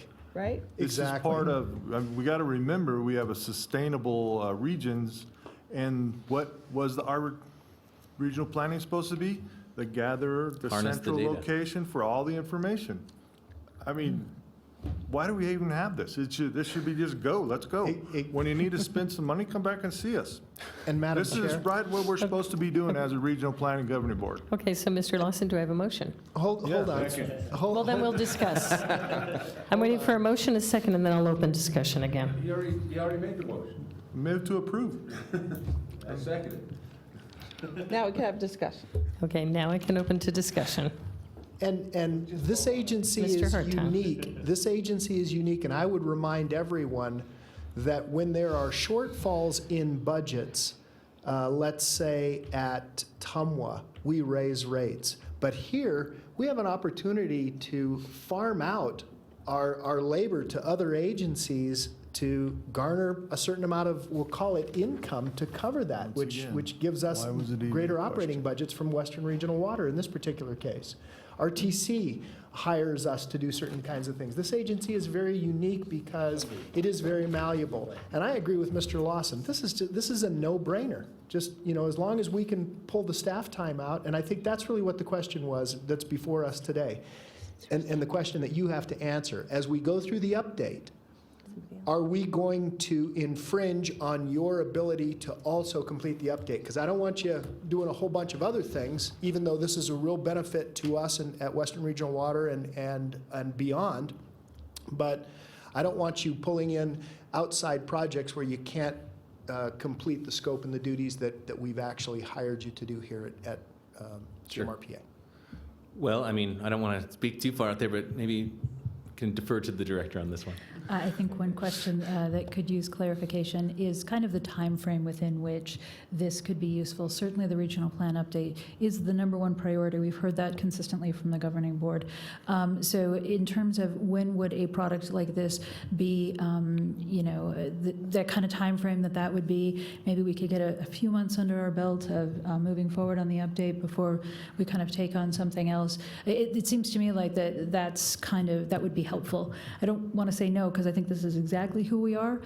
We are also really a little bit behind and kind of pushed right now. So Kind of behind what? kind of behind and a little pushed in terms of the amount that we can do. So my answer is we want to do it. How long do we have to do it? You said 18 months. Could you predict that? Mr. Lawson? Yeah, whatever it takes, we got to start thinking differently. If this is going to be the hub for all the information, if we need to hire more staff and so we can do more projects for more people, we can do it. This is the only place where we can make revenue. I can't make revenue at the city of Sparks. Exactly. This is pretty awesome to me. Exactly. I mean, it's a no-brainer. Yeah. Okay, so I have a motion and I have a second. I had a second, right? And a Who third. was my second? Mr. McKenzie. Okay, a motion and a second on the floor to accept this staff report and to direct you to work on this, come back to us when you have more detailed information. All those in favor? Aye. Opposed? Motion carries unanimously. Thank you. Okay, thank you, Jeremy. Okay, 6I, status update on pending litigation. Mr. Azevedo. Thank you, Madam Chairman. For the record, Norm Azevedo. There's a lot going on in this case, a lot of developments this week alone. With the withdrawal of AB 39, portions of our lawsuit have been mooted. That's a lawyer term for they don't mean anything anymore because they're gone now. The petition for the writs and those things no longer mean anything. In front of you is a reply to a motion that we filed in response to the county's notice that is due tomorrow. That addresses not only the conclusion of AB 39, but also the other arguments that are pending in the lawsuit. And I'll leave that for the moment. And I'm going to telegraph what my recommendation to the board is. At this juncture, I'm going to request the opportunity to reach out to the DA to see if we can agree in a stipulation, an agreement, to dismiss the litigation if we get 2 points agreed to. The first point would be that 278.0286 subsection 2 and our Regulation 10 require all parties, inclusive of the county, to bring legislation in front of this body first before going to the legislature. That was the main point of contention with AB 39. Without getting into the merits of it, that's a different story. And that would be the county's concession on the first point. The second point in the stipulation, I would like to address the status of the 2002, 2007 settlement agreements, that whole menagerie of agreements we entered into. The county has taken the overt position that that termination that occurred in 2007 terminated the agreement, as we believe, for all purposes. And while I don't share that particular opinion, I would be recommend to this board to agree to it as you are going into an update. The regional plan may look differently 1 year from now as it does today. That would be a agreed to resolution. I think at this juncture, with the conclusion of AB 39 and the withdrawal by the county, I think it's appropriate for us to reach out to the county to see if we can reach an accord on this without any further litigation. At that time, I would request that we hold off in filing the reply, because litigation is what litigation is, and we take position, interpret facts, and to see if we can get an extension of time. If we cannot, then I will file it in a timely fashion. But in that regard, I would like and hopefully could have a dialogue to where we could, by agreement of the parties, conclude the litigation. That's step one. Step two, if it doesn't happen, we'll file the reply, and the case will proceed forward on the judge's timeline. And I'll make a couple comments. Three things that I've always said. I've been lawyering for 31 years now, and I'm gonna carry forward them again. First, I've been this board's counsel for 16 years. This is the first time we actually filed suit. I like to resolve matters, if we can, amongst the parties. And so I want to take a stab at it. I think it's in the best interest of this board and the region. Two, anytime you put a matter in front of a judge, judges are people, and people that don't do regional planning. You have topics here that are extremely esoteric. Regular land use planning at the local level is a little bit much for people to grasp. Layer it up at the regional, we have a smart judge, a very good judge. But be that as it may, we may all get a decision that none of us like. That can happen in courtrooms. And if we can get the county to agree on these 2 points, and if you're in agreement, it would be an acceptable resolution, because this litigation has opened up 2 points. Even though AB 39 ceases to exist, one, the status of, or the interpretation of 02862 and Reg 10 is in question. I mean, I think I'm correct on my interpretation. It's been consistently applied that way throughout the years. Reg 10, to give you a little background, that regulation came about by this body because of the agreement in 2007 to take it from 2002 agreement and put it into a reg. That was a consensus regulation. The settlement agreements itself, its termination, it's 10 years stale now, old, and it may be time to revisit that. It would be a consensus resolution amongst the parties. We can try it. They can always tell me no. But if you never ask, you never know. And if they tell us no, then we go to court. And that would be my recommendation. Okay, do I have any questions, or Mr. McKenzie? Thank you, Madam Chairman, and I'm of the mind that often ignoring your attorney's advice is much like ignoring your doctor's advice. And my wife's been in the hospital for 5 days now because she ignored her doctor's advice. So I would recommend we take our attorney's advice, and my motion would be we follow the direction of the attorney and seek settlement on this matter. Second. And I have a second by Ms. Stewart. Do I have any other discussion? Seeing none, all those in favor? Aye. Opposed? Motion carries unanimously. Thank you, Mr. Azevedo. Okay, we're item 7, reports. A, members and directors' reports. Director Robinson, do you have anything? There's none from me, Madam Chair. Thank you. Okay, next meeting is June 8th. B, Mr. Azevedo, do you have a report? No, ma'am, I have nothing further. Okay, seeing none. Item 8, request for future agenda items. Mr. Lawson? I'd like to discuss compensation for the director Okay. at a future agenda. Any other requests for future agenda items? Seeing none, we'll close that. Item 9, public comment. Do we have any public comment? Yes, I have one public comment. Kathy Brandhorst. Okay, Ms. Brandhorst.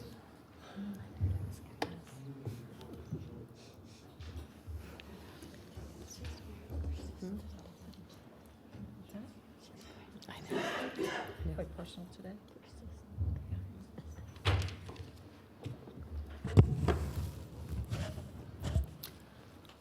My name is Kathy Brandhorst, and I am the United States President. I've been so busy today. I also went to the Reno Police Department to make another police report.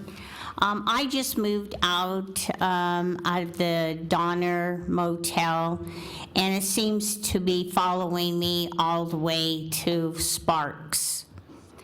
And what has happened is that they have put up the poles and wires, and they are now connecting their poles and wires to my apartment. And those poles and wires are pulling down my gas. It's also pulling down my electric, and the lights have been dimming. And also, I just wanted to let you know that it's illegal to have those poles and wires on my property in the first place. They have been connecting to the seniors on my property. They do live there, and of course, some of them are veterans too. And they are scared to death that they are going to be the next person to be murdered. And they have had bullet holes in their bodies because they don't want them on the property. I just wanted to let you know I have a senior next door, and she sure could use some help. She had her grandsons and granddaughter visit her next door, and as soon as she came home, she was attacked. And she was looking so short. She's about that short now, and she's usually a really tall lady. And unfortunately, the children had bullet holes in their bodies, and they are now being held hostage in with her. But I did see her yesterday, and she looks real, real bad. And she is a veteran, and she does need the help. But I'll let you know that there's other seniors on that property that also need help to stay there in their property and on their property, because they do, some of them own them. And I just wanted to tell you, you know, they can't do this because they say the ones on death row are saying they live too high and they are very swank. And I just don't know what else to do, you know, to help these people either, because I have been picked on too since I moved out of the Donner Motel. And the problem is still existing today. Thank you. Thank you so much. Okay, I'm on item number 10, written correspondence. Do we have any? Okay. Item 11, motion to adjourn. Second. All in favor? We're adjourned.